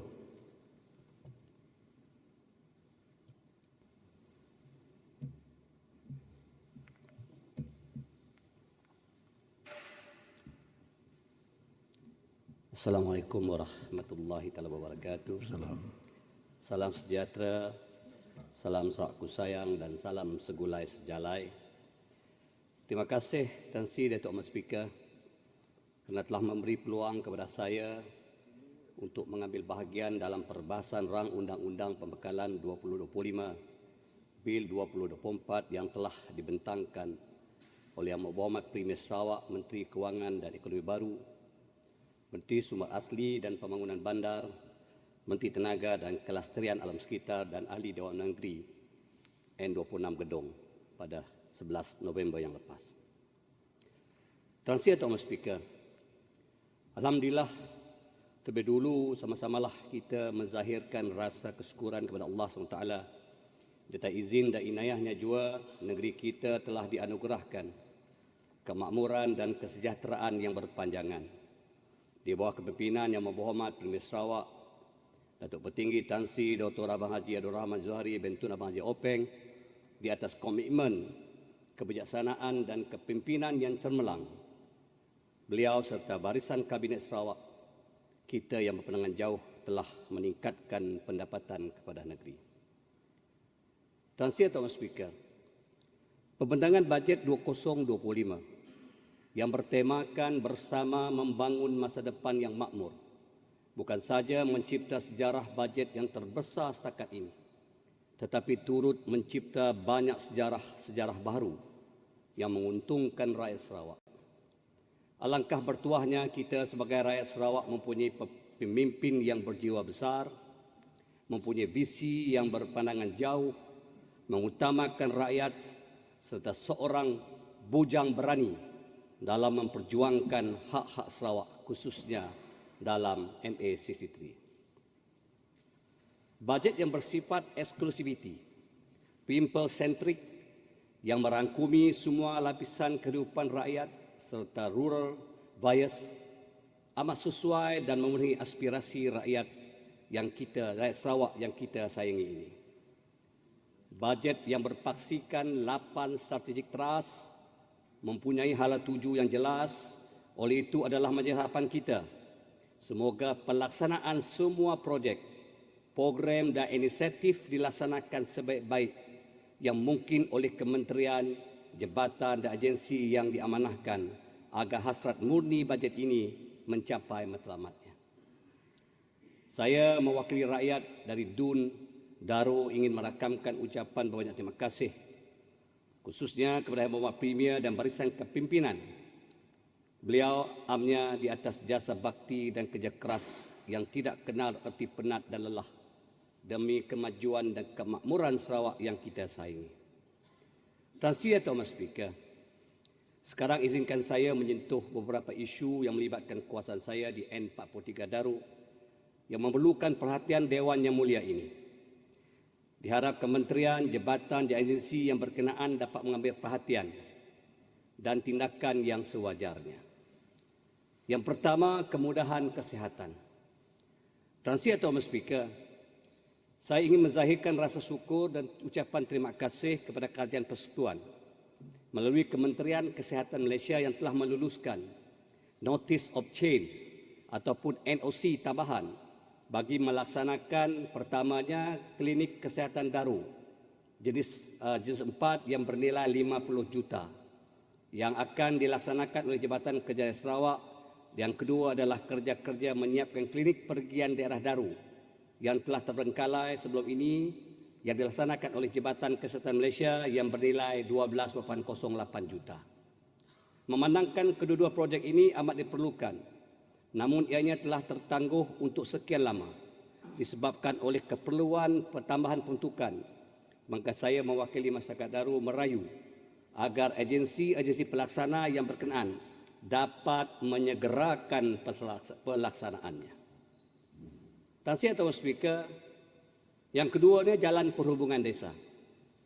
Berhubung dengan jalan perhubungan desa yang telah diluluskan oleh Kementerian Kemajuan Desa dan Wilayah ataupun dikenali sebagai KKDW bagi membina Jalan Rumah Jingga, David Multi Farm, Rumah Seli, Rumah Guang, SK Singat, Sungai Lengan, bahagian Sibu Sarawak pula. Saya selaku wakil rakyat kawasan ini ingin merakamkan ucapan setinggi-tinggi terima kasih kepada KKDW kerana telah meluluskan pertambahan kos daripada 70 juta kepada 80 juta pada bulan Julai yang lepas. Sebab itu, saya memohon kepada Jabatan Pengairan dan Saliran Sarawak selaku agensi pelaksana agar dapat menyegerakan pelaksanaan projek tersebut kerana ianya amat penting bagi penduduk setempat yang pada masa ini hanya bergantung kepada sungai sahaja sebagai laluan utama. Tuan Tuan Speaker, bekalan air bersih di Daru. Isu bekalan air bersih di Daru masih lagi berlarutan meskipun beberapa projek menaik taraf bekalan air telah siap dan sedang dilaksanakan. Namun didapati terdapat projek yang merupakan komponen penting bagi menyelesaikan tekanan air rendah masih lagi terbengkalai. Projek tangki aras tinggi berkapasiti 2 MLD yang hanya tinggal 1% saja lagi untuk disiapkan, tetapi nampaknya masih belum dapat disiapkan. Di mana saya dimaklumkan bahawa meskipun 2 kali tender kerja penjabungan telah dipanggil, tetapi tidak ada kontraktor yang berminat. Sebab itu, saya memohon agar pihak Jabatan Bekalan Air Luar Bandar Sarawak ataupun JBAP dapat mengkaji dan meneliti segera projek ini, termasuk menilai semula baki peruntukan yang mungkin tidak mencukupi bagi menyiapkan projek ini sepenuhnya. Apa yang dikhawatiri adalah kelewatan menyiapkan projek ini bukan saja boleh menjejaskan bekalan air di Daru, tetapi boleh menyebabkan implikasi dengan berlakunya kerosakan yang semakin serius akhirnya memerlukan kos pembaikan yang lebih besar. Tuan Speaker, yang keempat adalah Jalan Dual Carriageway Daru. Projek jembatan Muara Lasa dijangka siap sepenuhnya pada 19 Januari 2025, di mana majlis peletakan bongkah terakhir telah dilaksanakan pada 7 November 2024 yang lepas. Dengan siapnya jambatan ini pasti akan memudahkan perhubungan khususnya kenderaan dari luar Daru untuk datang ke Daru, dan keadaan ini sudah pasti menambah kesesakan lalu lintas terlebih lagi ketika waktu puncak. Oleh itu, keperluan jalan baharu dual carriageway yang telah diluluskan oleh Yang Amat Berhormat Premier pada 2 September 2023 bagi mengatasi masalah kesesakan ini hendaklah segera dilaksanakan supaya tidak menimbulkan kesulitan sehingga boleh menjejaskan minat orang luar untuk datang ke Daru. Oleh itu, saya memohon agar pihak kementerian berkenaan dapat memaklumkan bilakah agaknya pelaksanaan jalan dual carriageway ini dijangka akan bermula. Tuan Speaker, yang kelima, sektor pertanian. Salah satu sektor mendapat perhatian khusus dalam belanjawan kali ini adalah sektor pertanian. Pendekatan ini amat bertepatan sekali dalam usaha kerajaan untuk memperkasakan ekonomi, khususnya rakyat di luar bandar.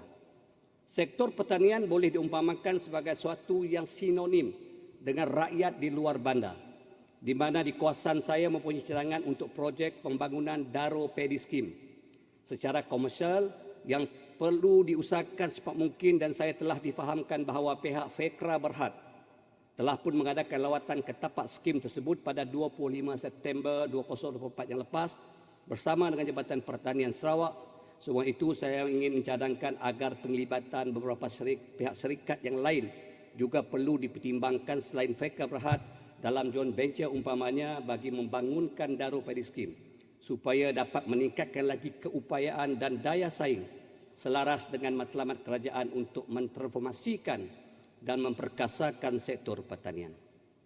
Yang keenam adalah pembangunan belia. Tuan Speaker, selaku Setiausaha Agung Seberkas Negeri Sarawak, yang mana Seberkas merupakan sebuah pertubuhan belia yang terbesar dan tertua di Sarawak, ingin merakamkan setinggi-tinggi penghargaan kepada Yang Maha Premier di mana belanjawan kali ini telah membutuhkan sejumlah besar dan khusus untuk memperkasakan golongan belia di negeri ini.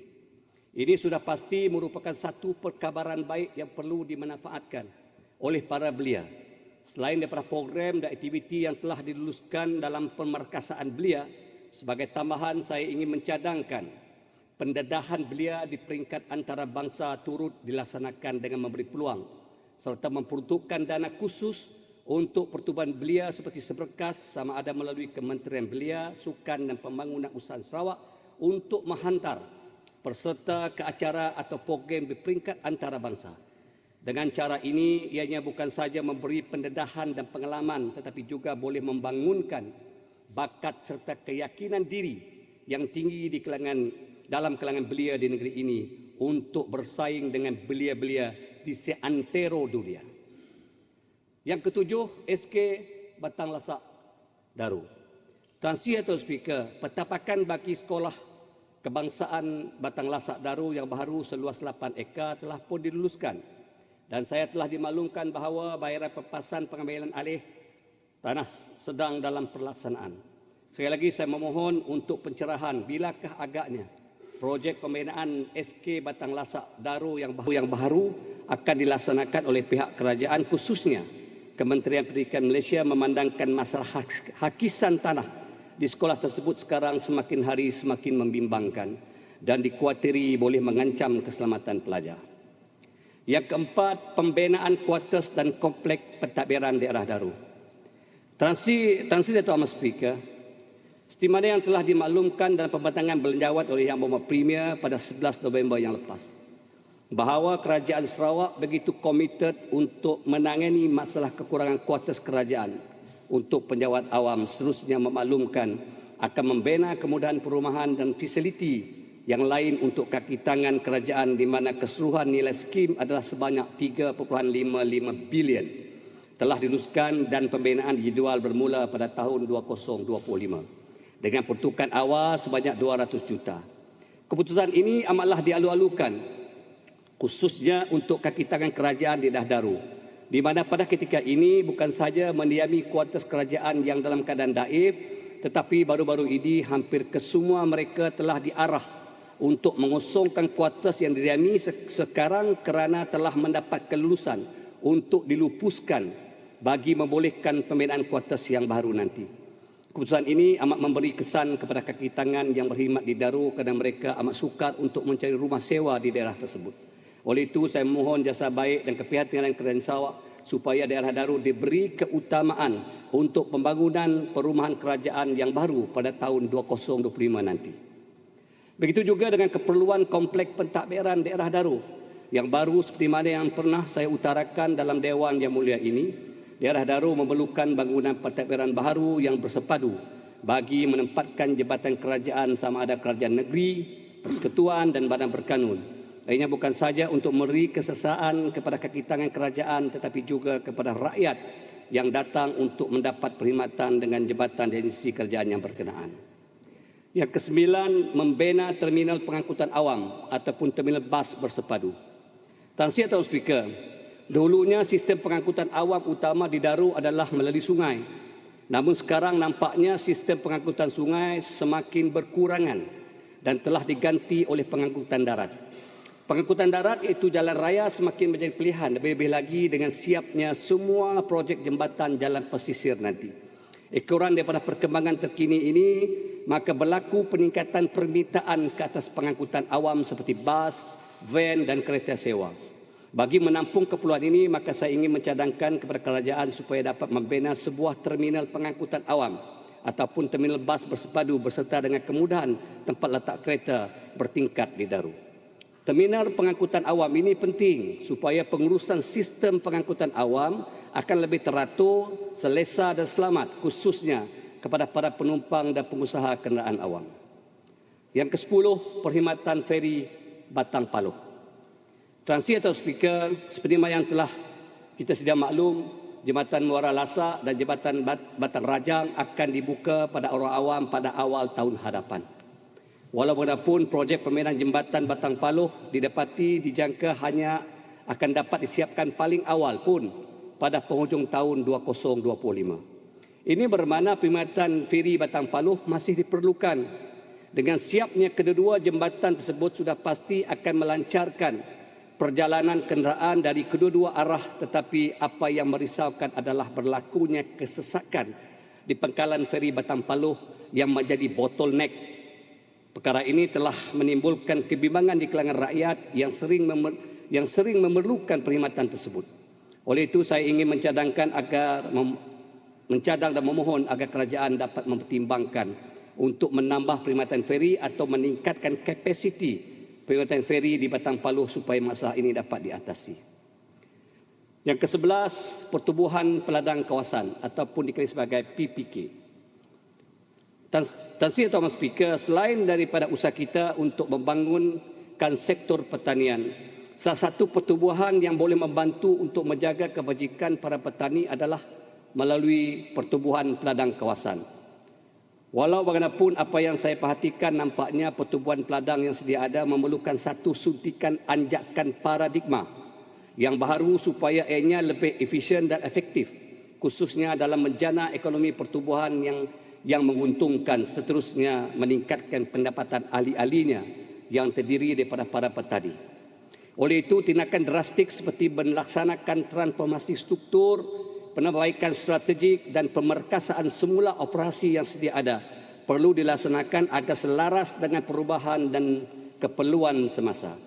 Usaha ini bukan saja dapat menambah baik struktur dan bisnes model yang sedia ada, tetapi juga boleh membawa perubahan yang akan menjadikan ianya kekal relevan serta bermanfaat kepada ahlinya.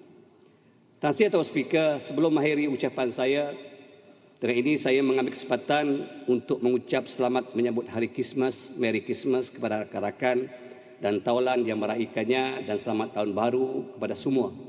Semoga 2025 nanti membawa lebih rahmat dan berkat kepada kita semua. Tan Sri Tuan Speaker, izinkan saya mengakhiri perbahasan saya dengan 4 rangkap pantun. Bulan syahdu si embun pagi, mekar sudah sejambak bunga. Belenyawan padu beribu visi bersama membina masa depan sejahtera. Andai Tuan pergi ke dusun, bawakan hamba seutas tali.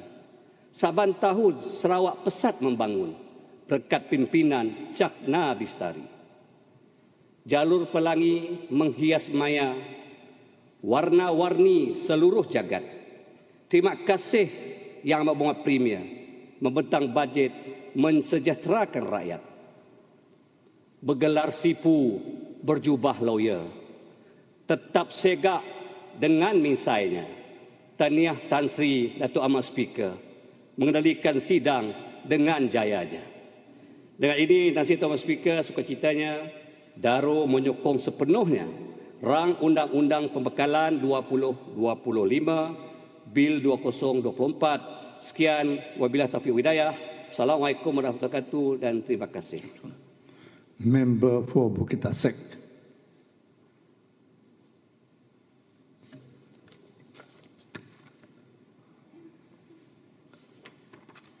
Tan Sri Datuk Amat Speaker, thank you for giving me the opportunity in participating in the debate on Supply 2025 Bill 2024. Which tabled by Yang Amat Berhormat Premier Sarawak Menteri Kewangan dan Ekonomi Baru. First of all, I would like to express my heartfelt congratulations to our visionary leader, Yang Amat Berhormat Premier of Sarawak.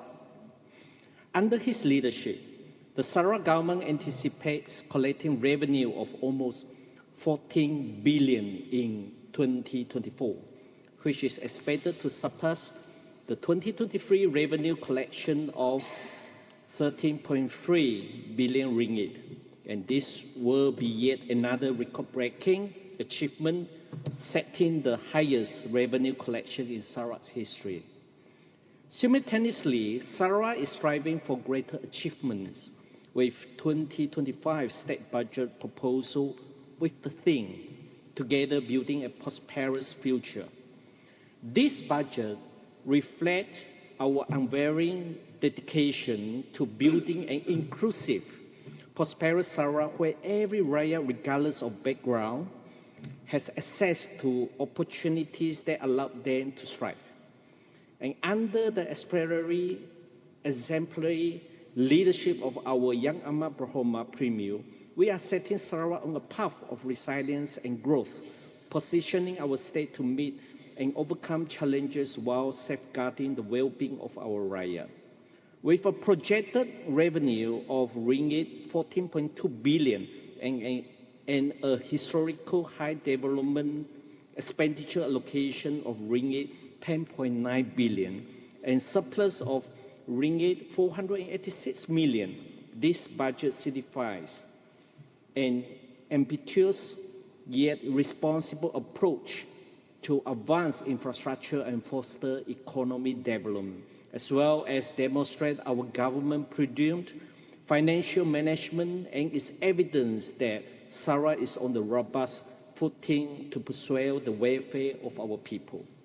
While I wholeheartedly support this budget, I would like to address the income eligibility criteria for the various assistances provided to ensure they reach those truly in need.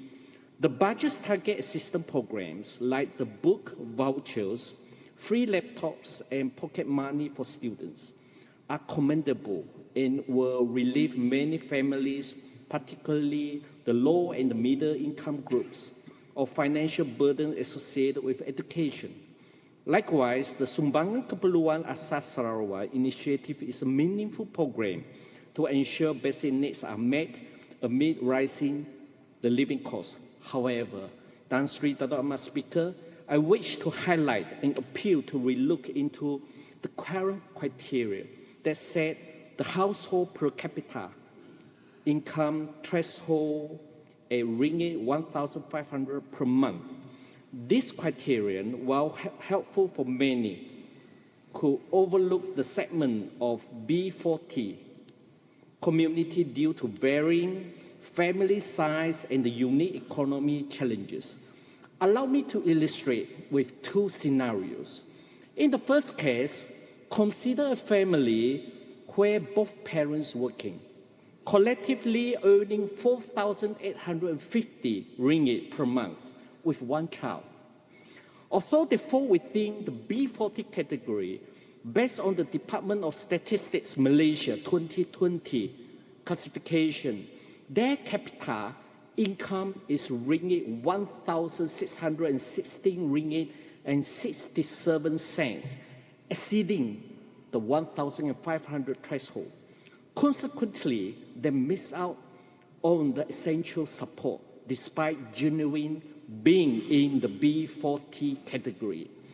In contrast, consider a family where the father is a general manager of a company, earns earning ringgit 11,500 monthly, while the mother stays at home to take care of the 4 children. 2 grandparents stay with a family without income. This family per capita income of ringgit 1,413 ringgit and 50 cents qualifies them for the assistance, so they are categorized as T20. This threshold, as it currently stands, could therefore benefit those who are not in as dire needs as some in the B40. I believe we must align this assistance program more closely with the Department of Statistics Malaysia household income classifications, ensuring that B40 and M40 segments receive adequate support. B40 and M40 household should be prioritized, for the assistance without rigid per capita income restrictions. And this approach will ensure that the aid reach families in the B40 and M40 segment who genuinely need it as intended. Tan Sri Dato' Ahmad Speaker, with Sarawak's commitment to equity and prosperity for all, we must be responsive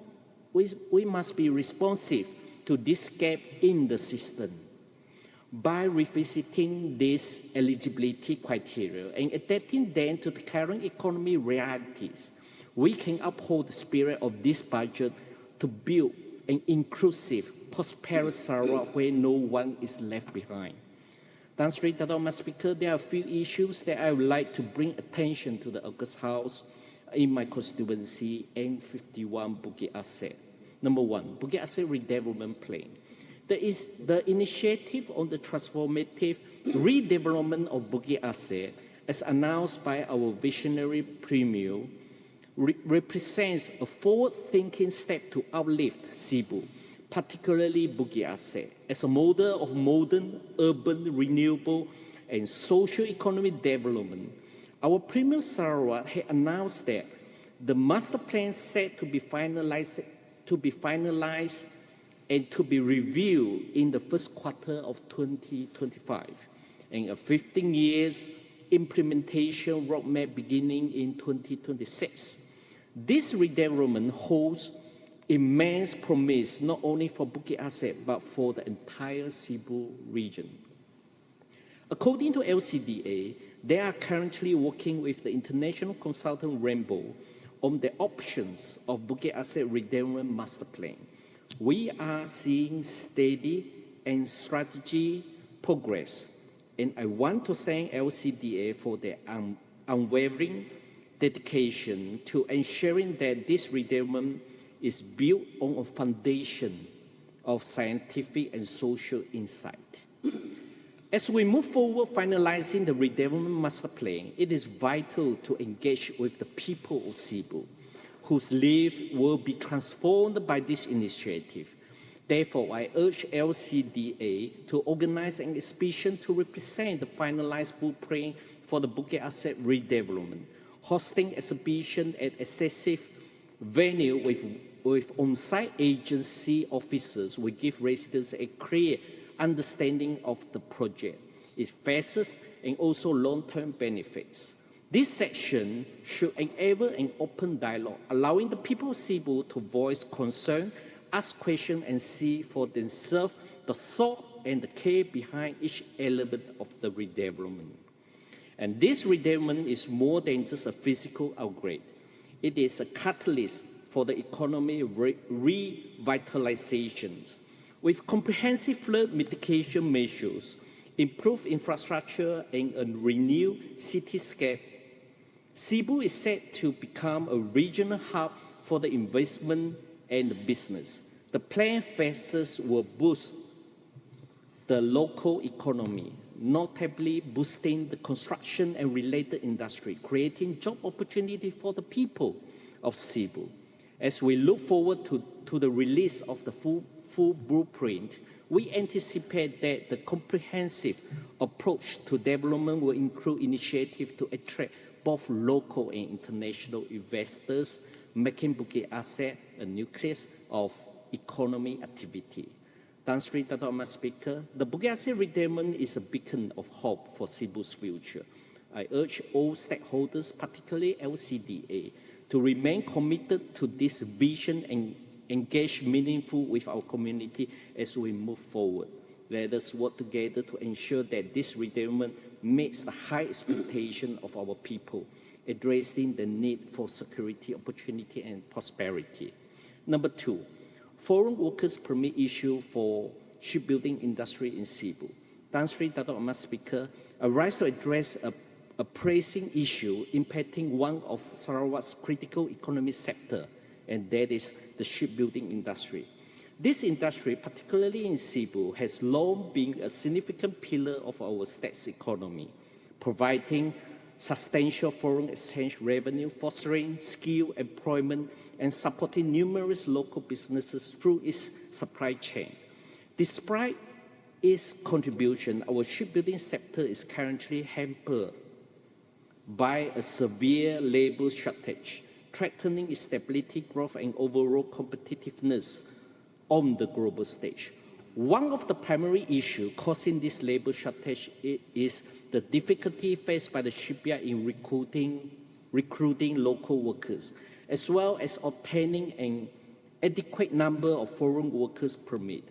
For application for foreign worker permits, many local shipyards have repeatedly encountered approval rates far below their application numbers. This has created an unsustainable environment where shipyards are struggling to meet the contractual obligations, not because of lack of business or technical capacity, but purely due to lack of manpower. Allow me to present a few examples to highlight the gravity of these situations. One shipyard applied for 125 foreign workers, but received approval for only 11 workers. Another applied for 50 workers, and only 15 were approved. In yet another case, a shipyard requests 70 workers and received permit for just 9, and many, many more. In total, this approval reflects a serious gap between the number of worker requests and the number permitted, with approval often less than 20% of what is needed. Despite fulfilling all requirements and following the procedures set by the Jabatan Tenaga Kerja Sarawak, the approval rates remain critically low and leaving the shipyard struggling to maintain the operation. I must emphasize that shipbuilding industry requires a labor force willing to work in demanding conditions under the hot sun with heavy materials and environments that many local workers find undesirable. For years, shipyards have attempted to recruit local labor, but have faced significant challenges in attracting sufficient local interest. Thus, for our shipbuilding industry to meet its demand and remain competitive, forced to access to foreign labor.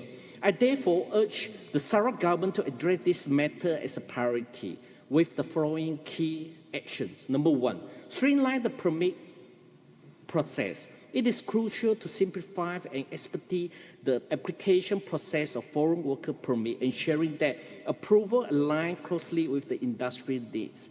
This will allow shipyards to maintain operations and fulfill the contracts on time, thus enhancing our state's economy.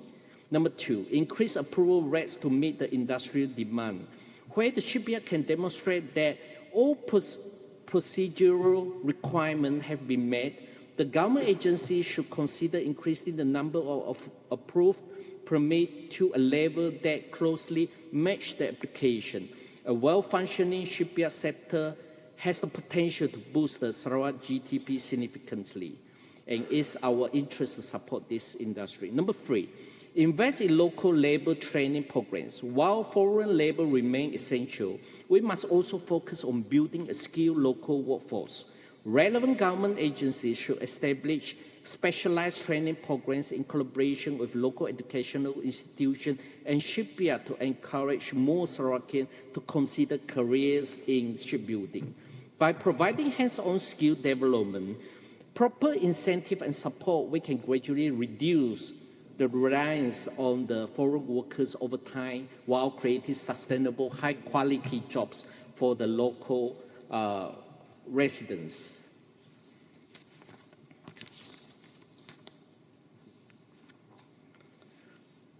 The next issue that we're looking at here is the duplicate SST on the intrastate shipping freight within Sarawak waters. Tan Sri Dato' Ahmad Speaker, I stand to bring forth an issue of significant impact on our daily lives of Sarawak people, particularly those in remote and rural areas.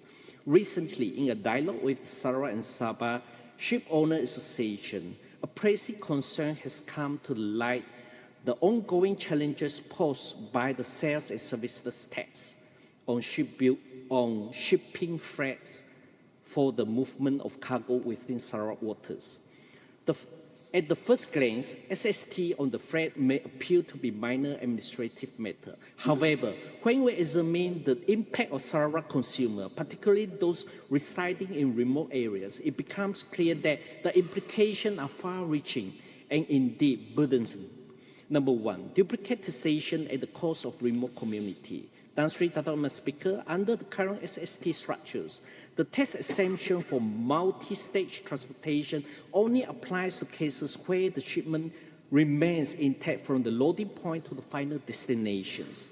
However, if a shipment is partially dismantled mid-route, the SST exemption is no longer applicable. Consider, for example, a consignment traveling from Kuching to Cebu and then to Kapit. If merchants in Cebu open the package and send only half of it to Kapit, the the receiver in Kapi will bear the weight of the double SST, which is paying SST from Kuching to Cebu and again from Cebu to Kapi. And this pattern of duplicated taxation could occur at every stage for other remote areas, resulting in compounding the costs that trickle down to consumer. It is in essence that the people of Sarawak, not the ship owners or the operators, who ultimately bear this burden. Ship owners and operators merely act as agents, collecting this tax on behalf of the federal governments. And this compounded SST not only drive out the price of essential goods in the rural area, but also create significant disadvantage for those already face the logistic barriers.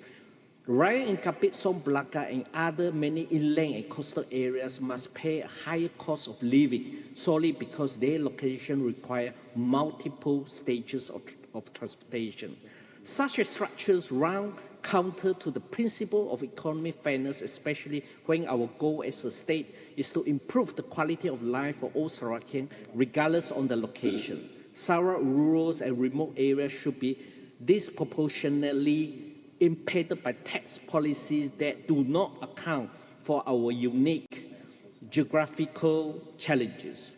Therefore, I urge Sarawak government to intervene on behalf of the people of Sarawak. We must advocate for an exemption of the SST on intrastate shipping, freight, or at the very least, an amendment to the SST policy that will allow for B2B exemption at each stage of the shipment, regardless of any package dismantling en route. And this is a matter of necessity, not luxury. This SST policy, as it currently stands, does not recognize the logistical realities of Sarawak and instead penalize the Sarawakian with duplicated costs. It is essential that the Federal Ministry of Finance understand this impact and reconsider this tax structure to support Sarawak's unique need. We should defend the right of our people and ensure that no Sarawakian, no matter how far they may reside from our urban counters, is disadvantaged by the policies that fail to account for our unique logistic landscape. I urge the federal government to remove this undue tax burden and create a pathway towards a more equitable, sustainable future of Sarawak shipping industry and its consumer. Tan Sri Tata Ahmad Speaker, GPS, a people-centric government that always prioritizes the well-being of its people and understand the needs and wants for a better Sarawak. I hope that relevant government department can relook into the eligibility criteria. We can enhance the impact of our assistance programs, ensuring they truly benefit the most vulnerable members of our society. Together, let's work to make Sarawak a place of opportunity, stability, and growth for every Rakyat. Lastly, I want to convey my heartfelt wishes for a Merry Christmas to all Christians and wishing everyone a happy and prosperous New Year 2026. Tan Sri Dato' Ahmad Speaker, with above observation, I pledge my support on the Supply 2025 Bills 2024. Thank you very much. Member for Katibas. Yang Berhormat Tan Sri Dato' Ahmad Speaker, thank you for allowing me to debate on the budget 2025. Sebelum saya meneruskan, ingin saya bagi tahu Dewan bahawa dari Dewan Katibas ada datang bersama kita di galeri kerana mereka ingin tahu apa yang wakil rakyat mereka ucap di Dewan ini. I would like to congratulate Yang Amat Berhormat Premier for successfully tabling Sarawak budget for the year 2025. I would like also to congratulate our Sarawak Premier and all his cabinet and Sarawak administration for achieving the highest ever revenue of 12.2 billion for Sarawak as of October 2024. We scored another breakthrough with a vision of development for all. together building a prosperous, sustainable and a united Sarawak. As we ensure a sustainable development, I call upon all Sarawakian for unwavering support for GPS government under the premiership of our Yang Amat Berhormat Premier Sarawak and all his cabinet members who have been working hard toward realizing the aspiration of Sarawak Maju Makmur and Sarawak First, including but not limited to defending Sarawak right as enshrined in MA 63 and the IGC report. As Sarawak is pushing its success to continuously achieving high income since 2022, it is also continued to increase Sarawak household income from 4,544 to 15,000 as in PCDS 2030. Sarawak budget for the year 2024 was framed across 12 strategic trusts founded on the theme of development for all, together building a prosperous, sustainable and a united Sarawak.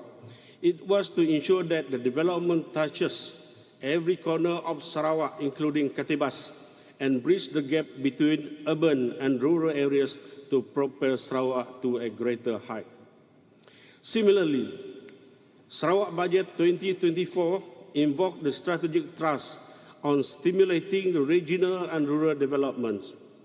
It provided focus on rural development to uplift the well-being of rural community and enhance the economic potential of our rural based on the local strength and peculiarities with emphasis on the basic infrastructure and services to improve rural connectivity and accessibility. While we acknowledge and appreciated the strength of the previous budget, we are hopeful that Sarawak Budget 2025 will build on that successful strategies, especially one that impact the life of our rural community, particularly people in Dun Katibas. I am attracted to support and be part of this GPS government budget in building a prosperous future by pursuing an inclusive and prosperous Sarawak where every rakyat has an equitable access to opportunities and resources to thrive. I fully understand that our Premier will continuously prioritize and intensify effort to elevate the rakyat economic stature through various programs. As we anticipate a revenue of 14.2 billion till the end of year 2024, this GPS government will continue its rural bias strategies with development expenditure of 6.8 billion out of 10.9 billion proposed for development expenditure for Sarawak. As such, Katibas would like to share that portion of this development budget. Yang Berhormat Tan Sri Dato' Ahmad Speaker, kami itu si bapa pandai berpantun, but I will quote what a Professor Muhammad Yunus, the founder of Grameen Bank, quote. Rural development is not just about infrastructure and economy. It is about empowering people with the tools and knowledge to improve their life, unquote. Infrastructure to propel rural development. Rural impoverishment is not due to lack of hard work or spirit. I believe there is no lazy people in Katibas, but a legacy of underinvestment from the past. It is not the result of any personal failure either. Rather, it is a systemic neglect that persisted over the years. And this is what Katibas have today. As a result of that, I call upon this government to expedite and redress the fundamental needs for infrastructure to propel our rural economy, alongside with our efforts to improve the life and the livelihood of the people in the rural areas. To date, I have submitted several development proposals for budget inclusion and implementation by this GPS government, among others. Katibas has been submitting total length of 156 kilometers of road to MYTV for inclusion and approval in our Sarawak rural road connectivity. To that, Katibas received 7 kilometers Sungai Bangkit under Project Rakyat and 6.5 km Sungai Tekalit, both are under pre-contract, while another stretch of 38.5 km submitted under Rolling Plan 5 by MYPD. We hope and pray that all our requests to be acceded. Ketibas wish to record our appreciation to MYPD for facilitating 52 km of 156 or 33% of our road strength. Notwithstanding that, Ketibas requests MYPD to continue to include in the allocation of the remaining 104 km road to ensure that Ketibas will come along with other Sarawakian in applauding Sarawak Maju Makmur by 2030. If Ketibas nak mansang, Sarawak also nak mansang. There cannot be one area lack, while others enjoy development in all aspects. As such, I call upon the ministries to come forward to render our collective endeavor to develop Ketibas and Sarawak for all.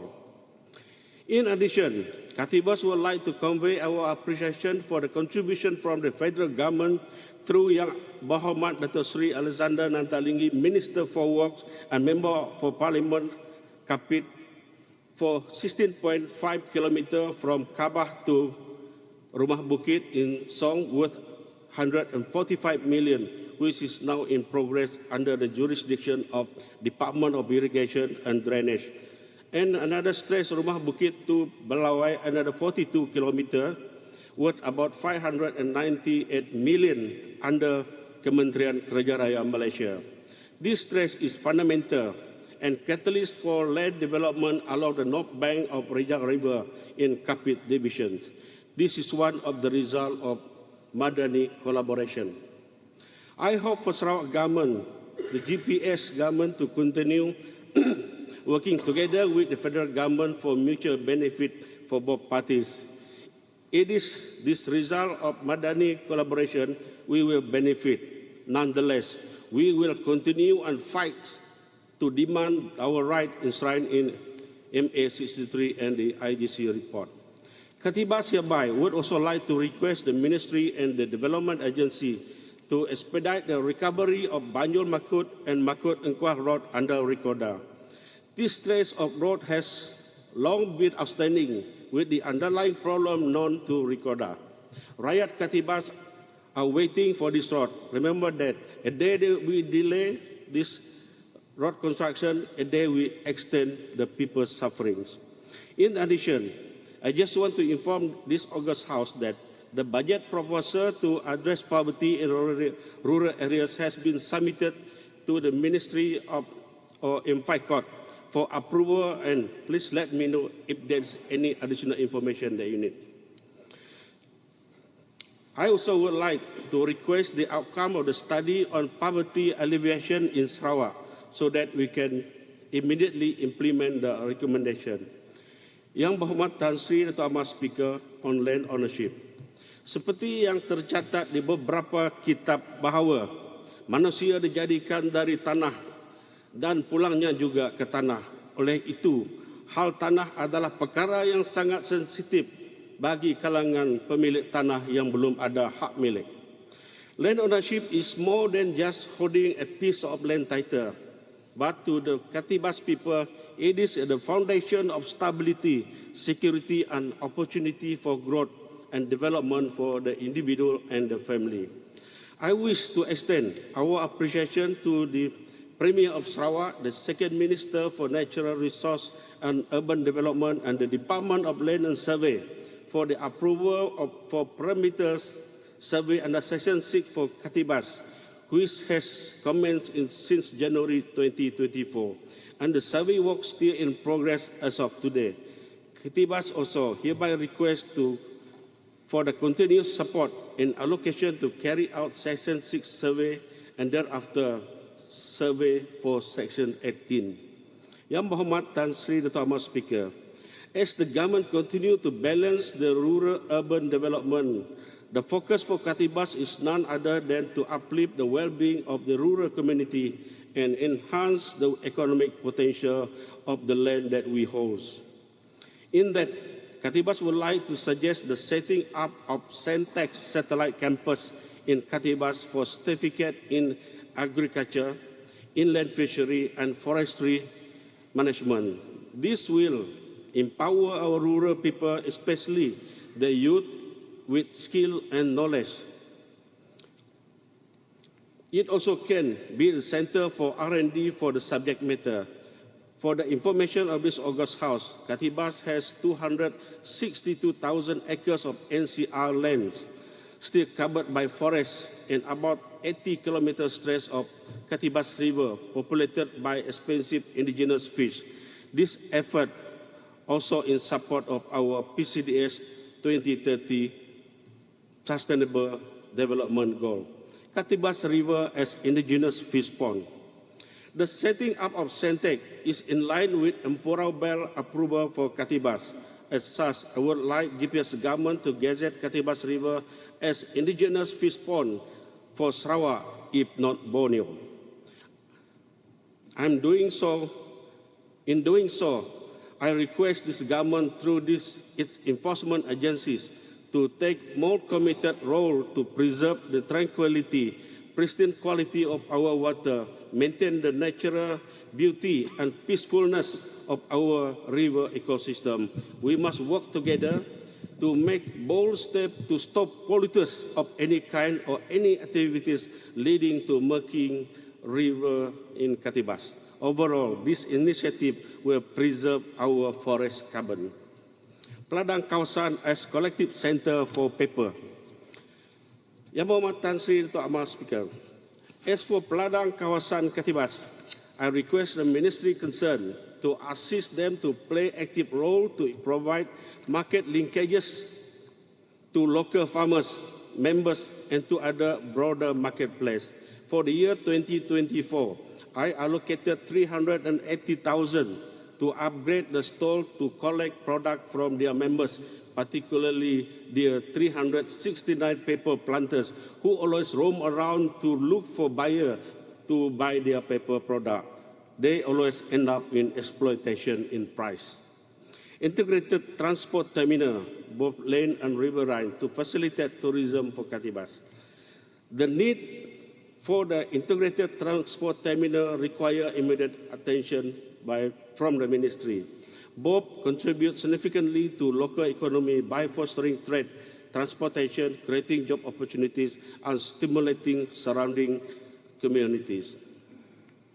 In November 2023 June sitting, I submitted through Ministry of Transport the application for preliminary allocation, so far to date still outstanding. Light industrial facilities. In our effort to meet growing needs of the industry, including SME for Katibas, I would like to request for the light industrial facilities to support our entrepreneurs as we open our land with more socio-economic initiative. Also request the ministry to expedite the construction of Anjok Usahawan for Katibas. Land siting and design have been completed. We give credit to when it is due, honoring the trophy Sarawak Global Leader in Peatland Research.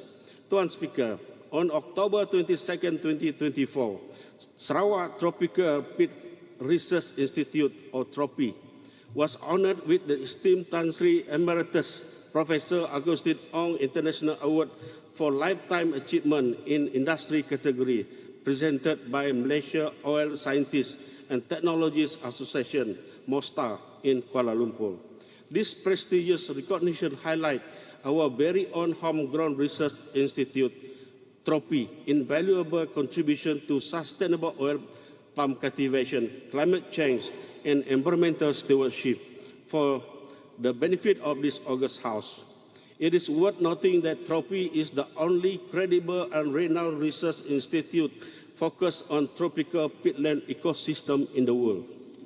Datuk Dr. Luli Meleng, the most lauded director of TROPI, has earned TROPI respect and international recognition on the international stage through her vision, dedication, and continuous high-impact scientific publication, highlighting our Sarawak government commitment to the people and the environment.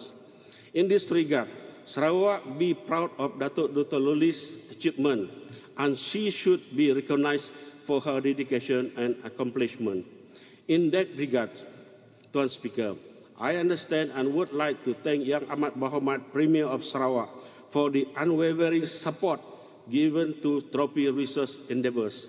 In view of this support, I would like also to humbly propose the consideration be given to expanding the scope of trophy research to explore sustainable way of utilizing our native land right to improve agriculture productivity, land use, and for food security for the benefit of our rural communities. In that, we will have better control and effective land use for Sarawak. Sarawak International School. I wish to congratulate GPS government for setting up Sarawak International School that ensure accessibility to quality education for Sarawakian of diverse background. While we are wholeheartedly supporting this endeavor, we must not forget the silent heartbeat of our poor rural boys and girls who wish to study at this reputable school, hoping for high-quality education, greater opportunity to improve their families in the future. They are not capable to compete on the same level with our city boys for the entrance examination test. As such, I request the Ministry to accord some affirmative action for rural students to be given a chance and a place to study until such time they will compete on meritocracy. Facilities in the rural school. For the information of this August House, there are 17 primary schools in Katibas without any science laboratory to facilitate the learning. As such, I call upon Education Ministry to immediately intervene whether there's a need for this laboratory in our primary school. Today, in this August House, as we debate on Sarawak Budget 2025, we have an opportunity to shape the vision of inclusive growth and custodian of hopes and aspiration to uplift the life and the livelihood of our beloved Sarawakian wherever they are. Let us remember that true prosperity is not measured by the success of few Sarawakian, but by the well-being of all. At the same time, making that no one is left behind in Sarawak. In view of that, let us together to make that poverty into prosperity, isolation in that area to become inclusion by this government. And I call upon every ministry to actively and step up to bring Sarawak and its people to a greater height so that we can all enjoy Sarawak Maju Makmur by 2030. With that, Katibas support this budget 2025. Thank you. Ali Muhammad, we have a lunch break. Sitting resumes at 2:30 p.m.